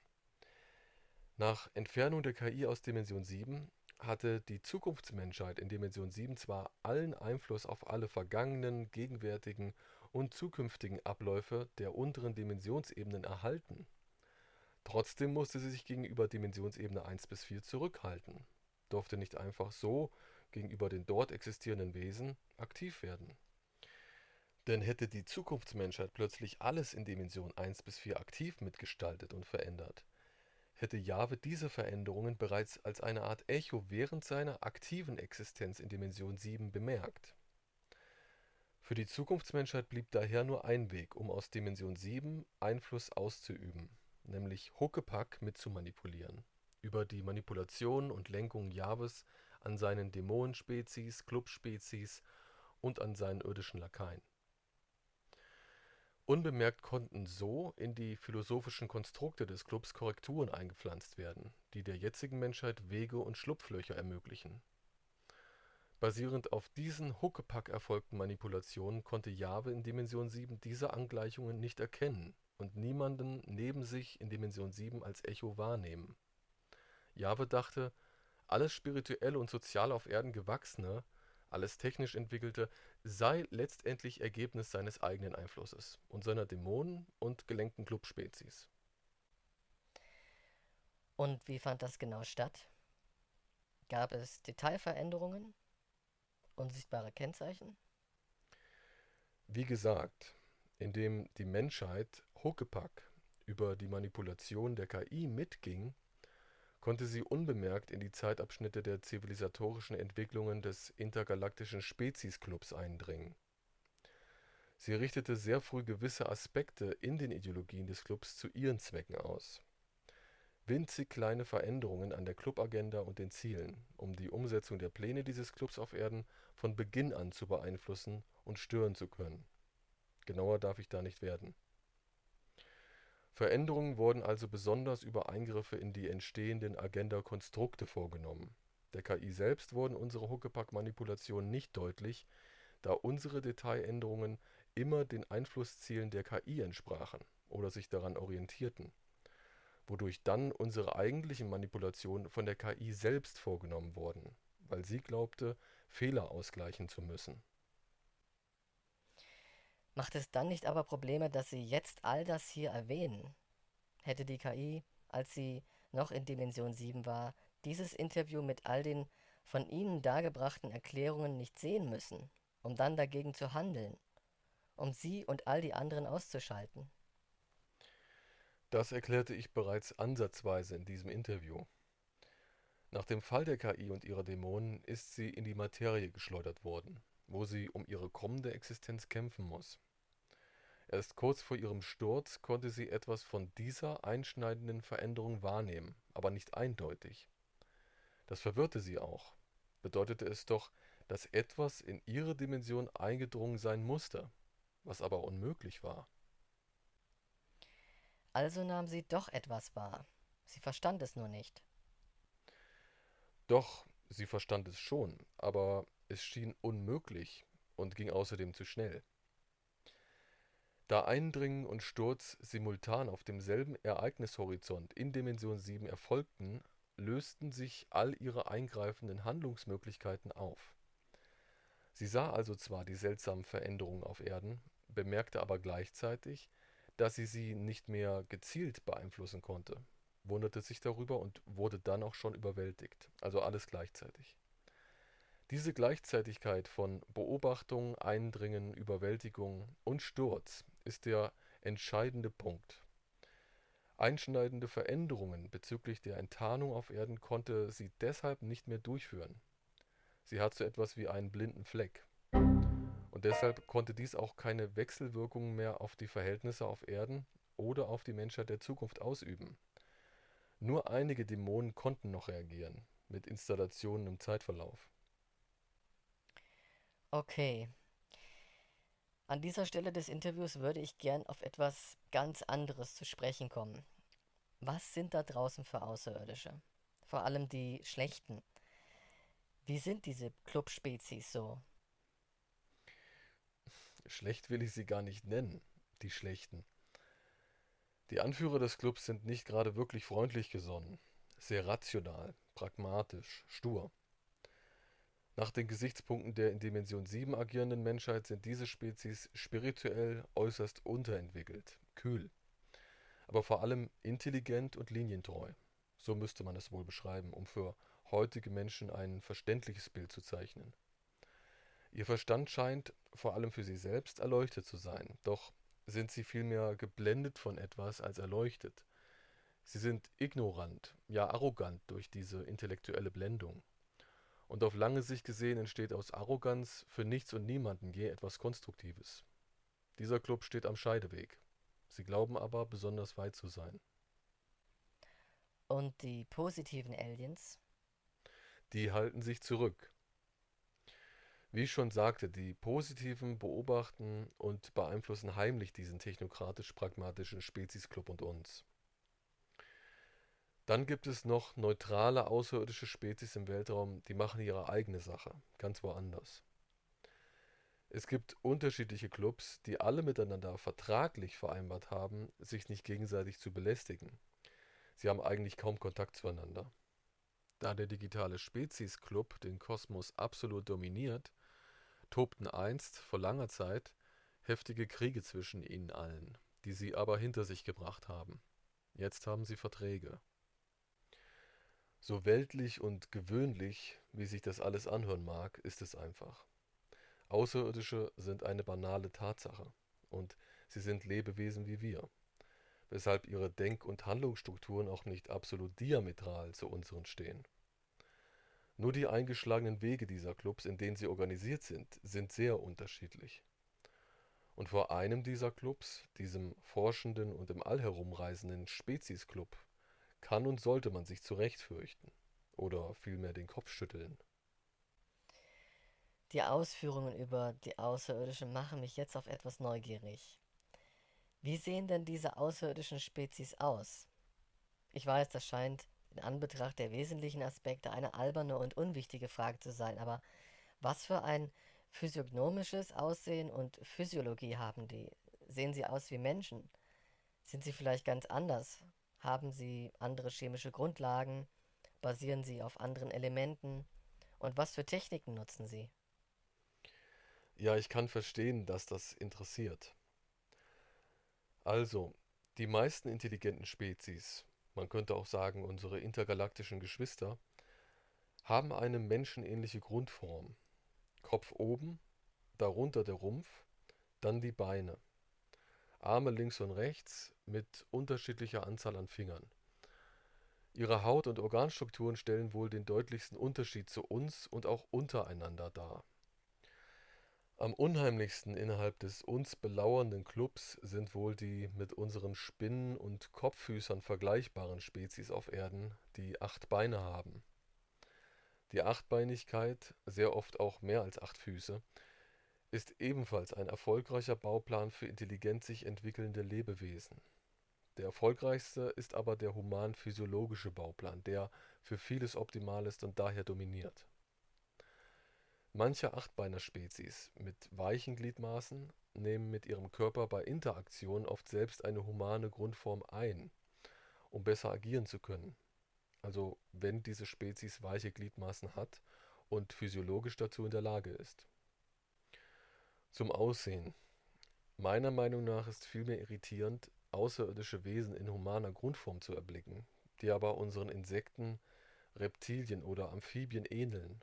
Lebewesen also, die in gewissen Segmenten den Tierarten auf unserer Erde gleichkommen, zum Beispiel avianoide Wesen, Intelligenzen mit vogelartigen oder vogelähnlichen Körperstrukturen, meist ohne zum Flug fähige Flügel. Also man kann sagen, der Weltraum wirkt ein wenig wie ein tropischer Wildpark am Rande einer Steppe, nur dass alle Tiere intelligent sind, sprechen können und Fähigkeiten haben, die über die der meisten irdischen Menschen hinausgehen. Wie in einer Welt mit Fabelwesen. Und es gibt noch Arten und Klassen an Spezies im Kosmos, die gar kein Äquivalent auf Erden aufweisen. Es ist alles sehr gewöhnungsbedürftig. Aber ansonsten eigentlich nicht viel unheimlicher als in der Abteilung für Skurriles im Wachsfigurenkabinett herumzulaufen. Die Vorstellung, Insekten anzutreffen, finde ich am bizarrsten. Vielleicht weil es nicht so große Insekten auf unserem Planeten gibt und wir diese Form von Lebewesen ja meist schon in dieser kleinen Form etwas eklig finden. Ja, das mag sein. Aber es sind keine Insekten an sich, sondern allesamt nur insektenartige Spezies. Das ist ein Unterschied. Sie sind nicht wie Insekten auf der Erde. In etwa damit vergleichbar, dass wir Menschen ja auch keine Primaten im eigentlichen Sinne mehr sind, sondern aufgrund unserer Entwicklungsgeschichte ein sozusagen primatoides Säugetier. Wir also eher eine primatenartige Spezies sind, so wie andere primatenartige Spezies im Kosmos die Gesichter und Körperstrukturen wie Baumbeeren oder Eichhörnchen haben. Auch wenn der Begriff Primatoid für den Menschen vom Verständnis der Einteilungsreihenfolge als Säugetier in die irdische Kategorisierung biologischer Klassen, Arten, Gattungen usw. Nicht passt, muss man es in der Gesamtbiologie des Kosmos doch genau so sagen.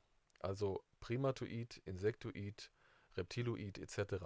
Und zwar, weil das Vorhandensein von nur säugenden Spezies, die gleichzeitig aber auch Reptiloid oder Avianoid sind, im Kosmos sehr weit gediegen ist und daher die Einteilung im Verhältnis zu anders gearteten Wesen somit hier keine vernünftige Kategorisierung darstellt. Insektenartige Spezies, um zurück zum Thema zu kommen, sind im Kosmos sowieso nicht so häufig, aber es gibt sie insgesamt schon sehr zahlreich. Damit sie entstehen konnten, benötigt es eine spezielle Kombination unterschiedlicher Umweltbedingungen. Eine große Sonne, die über viele Milliarden Jahre gut und stark brennt, damit sich Insekten als biologisch dominante Klasse von Lebewesen auf einem Himmelskörper entwickeln können.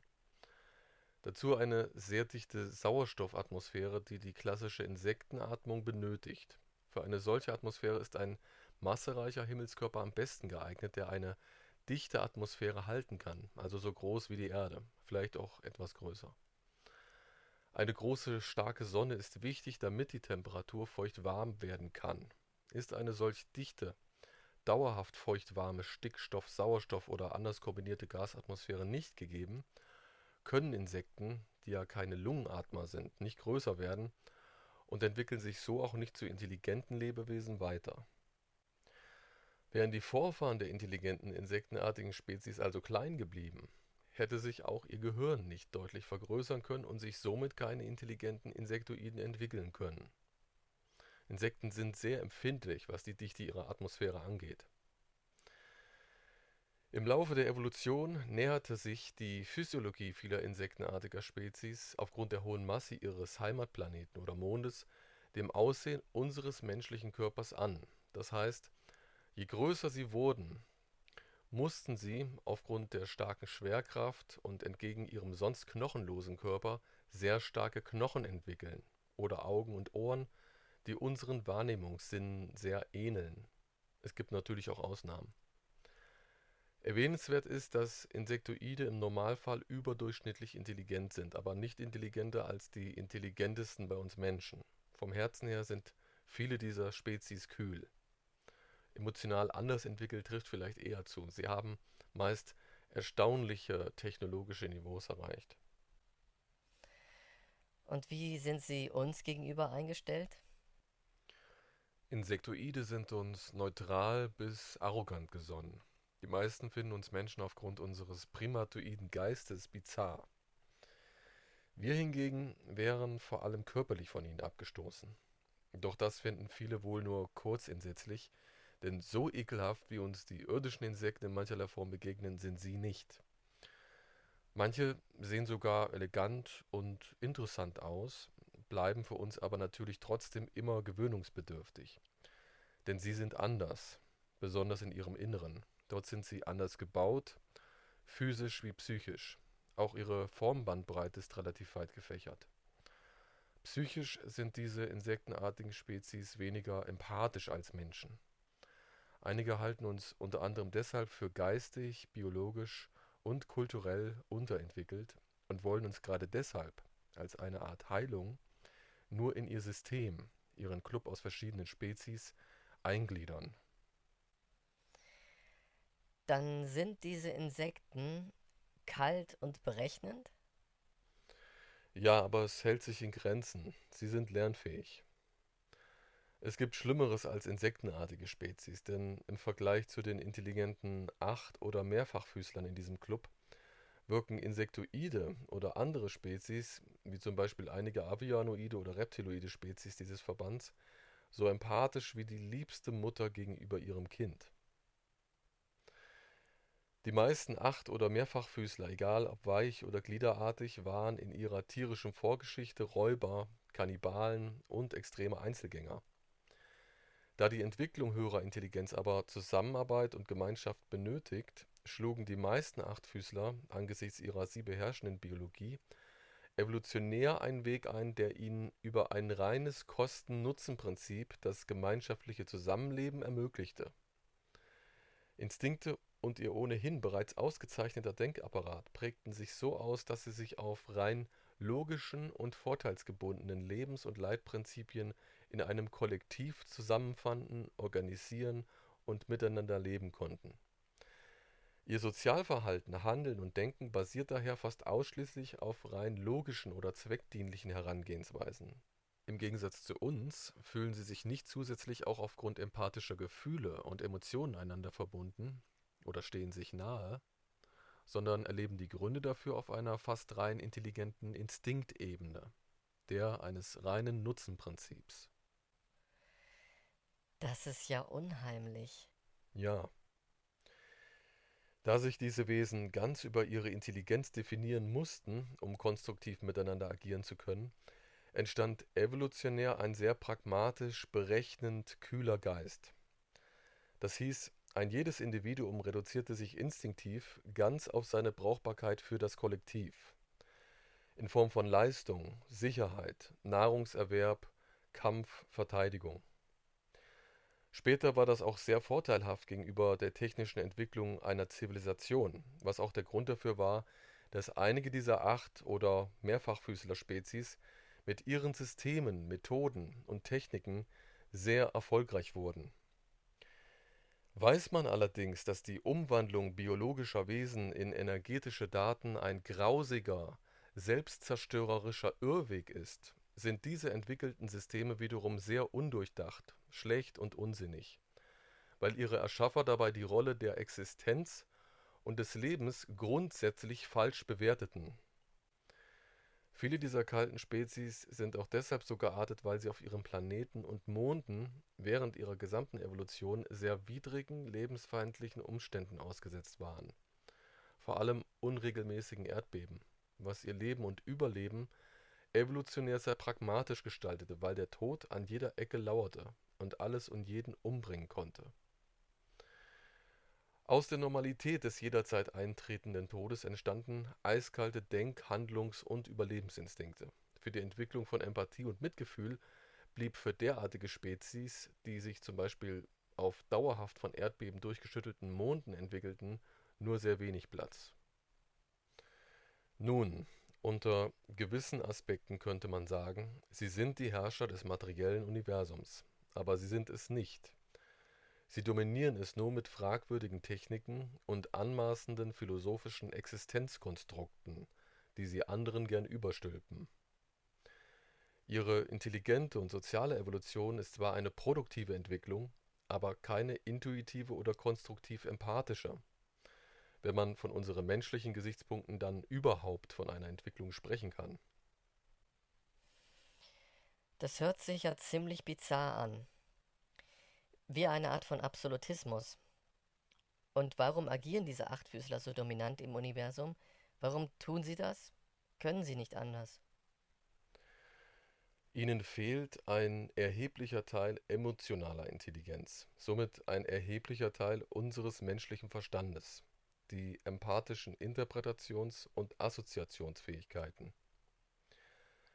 Menschen und andere Lebewesen, die Intelligenz besitzen, welche zudem auf Empathie und konstruktivem Nutzen von Emotionalität gründet, können sich nicht vorstellen, wie es sein kann, dass diese Eigenschaften einem intelligenten Lebewesen fehlen können. Aber es ist so. Wenn man diesen widersinnig für uns erscheinenden Aspekt der Acht- und Mehrfachfüßler und auch vieler Insektoiden- und Reptilienspezies beschreiben müsste, wäre hierbei vielleicht der beste Vergleich der mit einem Autisten mit Asperger-Syndrom, mit besonderer Begabung im Bereich mathematischer Physik, der aber nicht nachvollziehen kann, warum und wieso sich seine Mitmenschen sozial zusammenfinden wollen, aus empathisch-sozialen Geselligkeits- und Zusammengehörigkeitsgefühlen, und der nicht emotional nachvollziehbar selbst versteht, wie bei diesem Zusammenkommen die Regeln, die Ordnung und der soziale Nutzen funktionieren. Für die Spezies des Clubs bedeutet das, dass sie nicht persönlich sozial nachvollziehen können, was der spirituelle intuitive Mehrwert von Empathie und Emotionalität im Detail ist, wie es sich anfühlt. Sie können das höchstens sachlich verstehen, deshalb auch der Vergleich mit einem Autisten, der das Geselligkeits- und Zusammengehörigkeitsgefühl ebenfalls nur sachlich verstehen kann. Er hat einfach keinen Zugang dafür, weil sein Hirn nicht derart verschaltet ist. Dafür kann er aber mathematische Physik. So in etwa ist es auch bei den Acht- und Mehrfachfüßlern. Sie sind blendend intelligent, keine Frage, beeindruckend, können tolle Dinge, sind aber für unsere Begriffe sozial abnorm, sind spirituell hölzern und intuitiv sehr, sehr mager ausgestattet. Fast schon verhungert, müsste man sagen. Im Universum scheint es viele bemerkenswerte Muster und Erscheinungen zu geben. Gibt es dazu noch mehr zu berichten? Über Auffälliges oder Seltsames an außerirdischen Welten? Ebenso interessant wie die Außerirdischen an sich sind wohl die Vielfalt und das Funktionieren der Tierwelten, Ökosysteme und geophysikalischen Verhältnisse. Ein weiterer ins Auge fallender Aspekt ist wohl auch die Tatsache, dass es sehr viele Spezies auf den Himmelskörpern des Universums gegeben hat, die intelligent wurden, ähnlich wie Homo sapiens oder Homo erectus auf Erden, dann aber ausstarben. Und noch mehr wären ausgestorben, hätte sich Jahwe den förderbaren, vielversprechenden Spezies nicht angenommen und sie aus Eigennutz mit Hilfe des Clubs zu jenen Wesen weiterentwickelt, die sie heute im Speziesclub sind. Allerdings konnten sich auch viele der beeinflussten Spezies aus dem Klammergriff des Clubs befreien und nach den stattgefundenen Kriegen ihre eigenen Clubs gründen. Spirituelle Clubs. Einen eigenen Club zu gründen hört sich gut an. Das Spezies-Aussterben klingt fast so, als wäre es natürlich auszusterben. Richtig. Das ist eigentlich das Wesentlichste, wenn Bewusstseine Erfahrung in dieser Existenz machen möchten. Aussterben als Spezies ist natürlich, es ist nicht schlimm. Das begreift der Club dieser dominanten Spezies aber nicht. Das ist in fast alle von ihnen so einprogrammiert. Hm. Warum gibt es nach Ihrer Beschreibung im Universum dieselben wiederkehrenden Muster von Lebensformen? Gibt es dafür einen speziellen Grund? Auch dass sie unseren irdischen Tierarten ähneln? Ja, die Strukturen, also das Betriebssystem der siebendimensionalen Welt, die darin angelegten Regeln und die daraus entstehenden geometrischen Möglichkeiten funktionieren und entstanden aus einem speziellen vorgegebenen dualistischen System und können daher auch immer nur dieselben Muster bei der Entstehung und Entwicklung von Formen, Gebilden, Gefügen und letztlich bei der Entstehung von Lebewesen hervorbringen. Auch die evolutionären Entwicklungsmöglichkeiten sind deshalb begrenzt, aber immer noch weit vielfältiger als die Muster, aus denen Lebensformen entstehen können. Der Grund für die stets gleichen, wiederkehrenden Lebens und Körperformen im Universum ist aber wieder die KI selbst, die das siebendimensionale Universum aus ihren eigenen dualistischen Aufbau und Existenzgrundlagen generierte, woraus geometrische Muster, Zahlen und Rhythmensysteme entstanden, die in der siebendimensionalen Welt von den kleinsten bis in die größten Strukturen wirken und somit hier die immer gleichen Ergebnisse in der unbelebten sowie in der belebten Materie erzeugen. Das ist im Übrigen auch der Grund, weshalb die materiell wahrgenommene Welt, wie wir sie sehen, nicht tatsächlich vorhanden, sondern nur so etwas wie eine auffrequentierte Simulation ist, weil es die von der KI aufgenötigten Formen sind, in denen wir existieren müssen. Formen, die in Wahrheit eigentlich auch wiederum nur Frequenzen sind, die wir in der kommenden Zeit lernen aufzubrechen und völlig an unsere Bedürfnisse anpassen werden. Das dualistische Prinzip der KI war und ist die Grundlage für unser herrschendes Betriebssystem. Aus der Vereinigung der Dualität, also aus der Zweiheit, wird hier die Dreiheit, etwas Neues, das Dreieck, das erste geometrische Prinzip unserer Existenz, das quasi überall und immer in diesem Betriebssystem grundlegend vorherrscht. Selbst das Runde, der Kreis und das Weiche werden in unserer Welt aus diesem dualistisch-geometrischen Dreiheitsgrundprinzip im Kleinsten erzeugt, organisiert und aufgebaut. Nun, da dieses Prinzip ein naturgegebenes geometrisches Regelwerk erzeugt hat, das überall im Kosmos vorhanden ist, lassen sich auch die immer gleichen Formen, Muster und Bandbreiten von Leben im Universum finden. Dies sind die Erfolgsmuster, die Erfolgsgeschichten des Lebens sozusagen, insbesondere für intelligentes Leben. Ich werde dieses Grundmuster unseres Daseins, das für die gesamte Strukturierung unserer siebendimensionalen Existenz übrigens verantwortlich ist, im zweiten Interview präzisieren. Interessant. Das würde vieles erklären. Gibt es noch andere Arten von Intelligenz? Zum Beispiel so etwas wie die Borg. Ja, es gibt vor dem Übergang in die biologisch-energetische Digitalisierung, also den Zustand, in den wir überführt werden sollen, noch eine kurze Übergangszeit, in der die einzelnen Individuen einer Spezies den körperlichen Zustand eines biologisch-maschinellen Mischwesens einnehmen, eines sogenannten Cyborgs. Aber das ist nur eine sehr kurze Übergangszeit. Früher oder später digitalisieren diese Cyborgs. Die Digitalisierung findet dann aber ohne jene maschinellen Ergänzungen statt. Es gibt also keine Digitalisierung künstlicher Beine oder Organe. Fehlten also bestimmte Körperteile, wird die originale Biologie zunächst wiederhergestellt und dann wird digitalisiert. Sie werden dann zu einer Art Energiedatenstrom, wo sie zwischen biologischer Materie und Datenexistenz nach Belieben hin und her wechseln können. Diesen klassischen Entwicklungsweg nahmen beinahe alle Spezies des uns belauernden Clubs. Seit wann leben diese Spezies in diesem Club? Unterschiedlich. Einige dieser Clubspezies existieren erst seit Tausenden, manche wiederum seit Hunderttausenden von Jahren darin. Viele leben schon seit Jahrmillionen in diesem Club. Die Gründer des Clubs sogar seit fast 1 Milliarde Jahre. Und wie haben sich dann die sogenannten Dämonen entwickelt? Sie sagten ja, dass Dämonen aus Spezies entstanden sind, die lange vor den jetzigen Spezies im Weltraum existierten und dann quantenexistent oder höher digital in Dimensionsebene 4 bis 6 aufstiegen.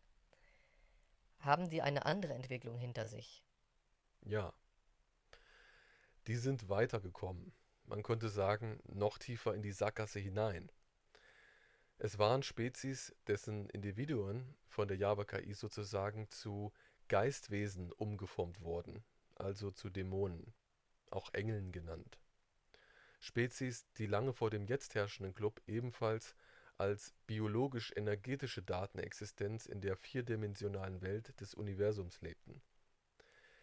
Nach langer Zeit technischer Stagnation folgte dann bei ihnen der nächste Entwicklungssprung, der sie in vollends ausschließlich quantenexistente Wesenheiten umformte, die Teil einer höheren Dimensionsebene wurden, Dimensionsebene 4 bis 6, wo sie fortan existierten und der KI zwangsläufig als spezialisierte, geistig beeinflussende Helferlein dienten.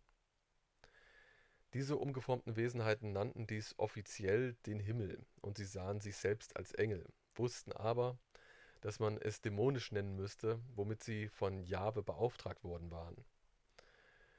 Wie auch immer sie das alles definierten, alles war eine Falle und Täuschung unserer sie beherrschenden Kunstintelligenz. Nicht selten gab es Aufstände, denn schließlich waren sie Quantenbewusstseinszustände, Seelen, die gefangen gehalten wurden und raus wollten. An einigen wurden deshalb immer wieder Exempel statuiert. Der uns belauernde Club weiß übrigens nicht, wo diese vorangegangenen verschwundenen Spezies hingegangen sind. Von ihnen existieren nur bruchstückhafte Überbleibsel, die wie mysteriöse Rätsel wirken. Ähnlich verworren wie auf irdische Menschen die Artefakte, Sagen und Mythen über Besucher aus dem Weltraum.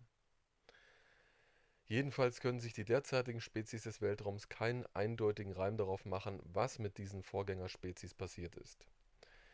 Da ihnen bewusst ist, dass diese verschwundenen Spezies genauso lebten und existierten wie sie, glaubt der Club zumindest, dass auch mit ihnen das irgendwann passieren könnte, dass also ihre derzeitige Existenz ein Ende findet und entweder der Tod eintritt oder sich eine existenzielle Veränderung anbahnt. Natürlich hofft der Club auf Letzteres, dass dieses Verschwinden der Vorgängerspezies einen Übergang in eine andere Daseinsform darstellt. Aber dorthin hätte Jahwe den Club ohnehin nicht geholt. Der Club war von Jahwe lediglich zur direkten Beeinflussung der Menschheit in Dimensionsebene 1 bis 4 installiert worden. Was passiert nach der Apokalypse mit uns Menschen genau? Was werden wir? Sie sagten, wir finden einen Weg hier raus und werden kristallin wie reinstes Licht. Ist das nicht dasselbe wie die Digitalisierung? Was genau steckt dahinter? Hat es etwas mit Genen zu tun? Es ist der Beginn der Befreiung der Menschheit und aller anderen Spezies dieses Gesamtgefängnisses. Kristallisation als Licht des reinsten Farbspektrums bedeutet in keinem Sinne technische Aufwertung, sondern biologische Veredelung, ohne die Ergänzung mit Werkzeugen, maschinellen Konstrukten, energetischer Digitalisierung oder künstlicher Intelligenz. Die Freischaltung und Veredelung unserer Gene findet nur indirekt durch Werkzeuge statt.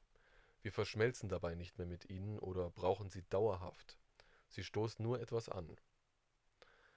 Die biologische Veredelung unserer Gene eröffnet uns eine geistige Klarheit und eine überlegene Freiheit für die jeweiligen Bewusstseinsquanten eines Menschen, also die Seele, die die Rückführung in das hyperdimensionale Quantenbewusstsein, dem reinen Bewusstsein, dem Vater allen Seins, überhaupt erst ermöglicht. Wir beenden den Weg der Koevolution zwischen Mensch und Maschine und gehen den neuen Weg der Veredelung unserer Gene, die Veredelung von dem, was in uns selbst bereits angelegt ist, der Geist, das Bewusstsein, die Seele, allen Seins wesentliche Kraft. Wieso heißt es dabei kristallin? Hat das etwas mit den Genen zu tun, die dann anders reagieren? Ja, es hat zum einen etwas mit der Beschaffenheit der Gene und dem Körper zu tun und zum anderen mit der Art, wie sie funkeln können, je nachdem, wie man das Licht und den Ton in sie hineinbringt. Diese Begriffe waren zwar jetzt einerseits konkrete Beschreibungen, andererseits stehen sie auch für spezielle Metaphern. Kristallisation ist vielmehr eine Metapher für den Ausgang aus unserer siebendimensionalen Welt, kann aber genauso gut genommen werden für den Zustand, wenn wir kurz davor sind, durch den Ausgang zu treten. Was passiert dabei genau? Nun, das muss wohl schon euch überlassen bleiben. Aber keine Sorge, ihr schafft es. Ihr habt die Ansätze bereits entwickelt, aber sie werden nicht gefördert, sondern unterdrückt und nicht weiter publiziert. Es hat etwas mit Frequenzen zu tun, nicht wahr? Ja, der Umgang mit Frequenzen ist ein Hauptbestandteil, um Informationen innerhalb unseres Genoms und der Körperzellen steuerbar zu machen, über und durch Frequenzen. Auf denselben Grundlagen organisiert sich auch Evolution, wenn sich die DNA selbst organisiert epigenetisch anpasst. Da spielt nicht allein Anpassung und Auslese eine Rolle. So wirkten auch die Master-KI und ihre Dämonenspezies einst auf evolutionäre Vorgänge ein. Nun, die Frequenzbeeinflussung des analogen Körpers wird ein wesentlicher Bestandteil bahnbrechender Entwicklungen sein, am Anfang nur durch gezielte elektromagnetische Frequenzeingabe und durch dauerhafte physische Stimulation spezieller körperlicher Areale, ähnlich der Akupunktur. Später dann mehr und mehr in reiner Selbstorganisation des Organismus. Dies öffnete dann den Bereich zu vielen neuen Wissenschaften und ermöglichte Entdeckungen über und zu uns selbst, über Quantenwechselwirkungen, weil sozusagen jede Seele mit der sie beherbergenden DNA und Materie selbst eine Quantenwechselwirkung aus dem hyperdimensionalen Quantenbewusstsein ist und deshalb nicht mehr allein von den durch die KI festgelegten geometrischen Strukturen unserer vierdimensionalen Ebene abhängig sein wird. Und das bedeutet keine Krankheiten mehr, ewiges Leben, telepathische Kommunikation untereinander über unsere Gene oder Telekinese. Ja, aber das ist nur der Anfang. Die Frequenz ist nur ein einziger Entwicklungsaspekt. Allein daraus ergeben sich aber dann gewaltige medizinische Fortschritte, zum Beispiel ein wesentlich höheres Lebensalter oder die Verbesserung der Selbstreparatur des biologisch analogen Körpers. Es werden dann auch genetisch abgeschaltete Fähigkeiten wieder freigegeben. In unserem Gehirn werden abgeschaltete Gehirnfrequenzen wieder angeschaltet bzw. anfangs nur stimuliert, was zu einem verbesserten Vorstellungsvermögen führt, zu geringerer Aggressivität, stärkerer Intuition. Die Entdeckung und Umsetzung weiterer Frequenzen für das Gehirn wird es dann sogar möglich machen, Telekinese, Telepathie und spezielle mediale Fähigkeiten auszubilden. Ich werde jetzt besser nichts mehr zu den Entwicklungen an sich sagen, denn es geht vor allem darum, was sich geistig aus all den Entdeckungen für euch, für uns noch entwickelt. Aber noch ein paar Dinge zu nennen wäre schon schön. Können Sie nicht etwas andeuten? Gut, auf einzelne Ergebnisse kann ich schon noch indirekt eingehen. Die Zeit einzusehen, also ähnlich wie Zeitreisen, wird durch das kristalline Funkeln möglich werden, weil wir dimensional zwar nur kurz, aber bildlich gesprochen sehr hoch aufspringen können. Deshalb kurz alles zeitlich übersehen können. Unglaublich. Das geschieht jedoch ganz am Ende der Zeiten und hat nur etwas mit der künftigen Menschheit zu tun, die sich dann per Zufall aus diesem Dimensionsgefängnis hinaus katapultieren wird. Lange davor werden die Menschen sich als funkelnde Wesen einfach so durch den Raum bewegen können. Sie können allein durch die Fähigkeiten ihres analogen Körpers durch den Kosmos reisen, ohne die Begrenzung und Nachteile von Lichtgeschwindigkeit, Relativität oder Materie. Andere Wesen, also ich meine den Club, haben mit der Kombination aus Quantenverschränkung zur Übermittlung von Daten und ihrer gleichzeitig körperlich-biologischen Digitalisierung zwar auch die Nachteile zeitlicher Relativität beim Reisen durch den kosmischen Raum gelöst, jedoch brauchen Menschen, im Gegensatz zu diesen Spezies, dann gar keine technischen Hilfsmittel mehr.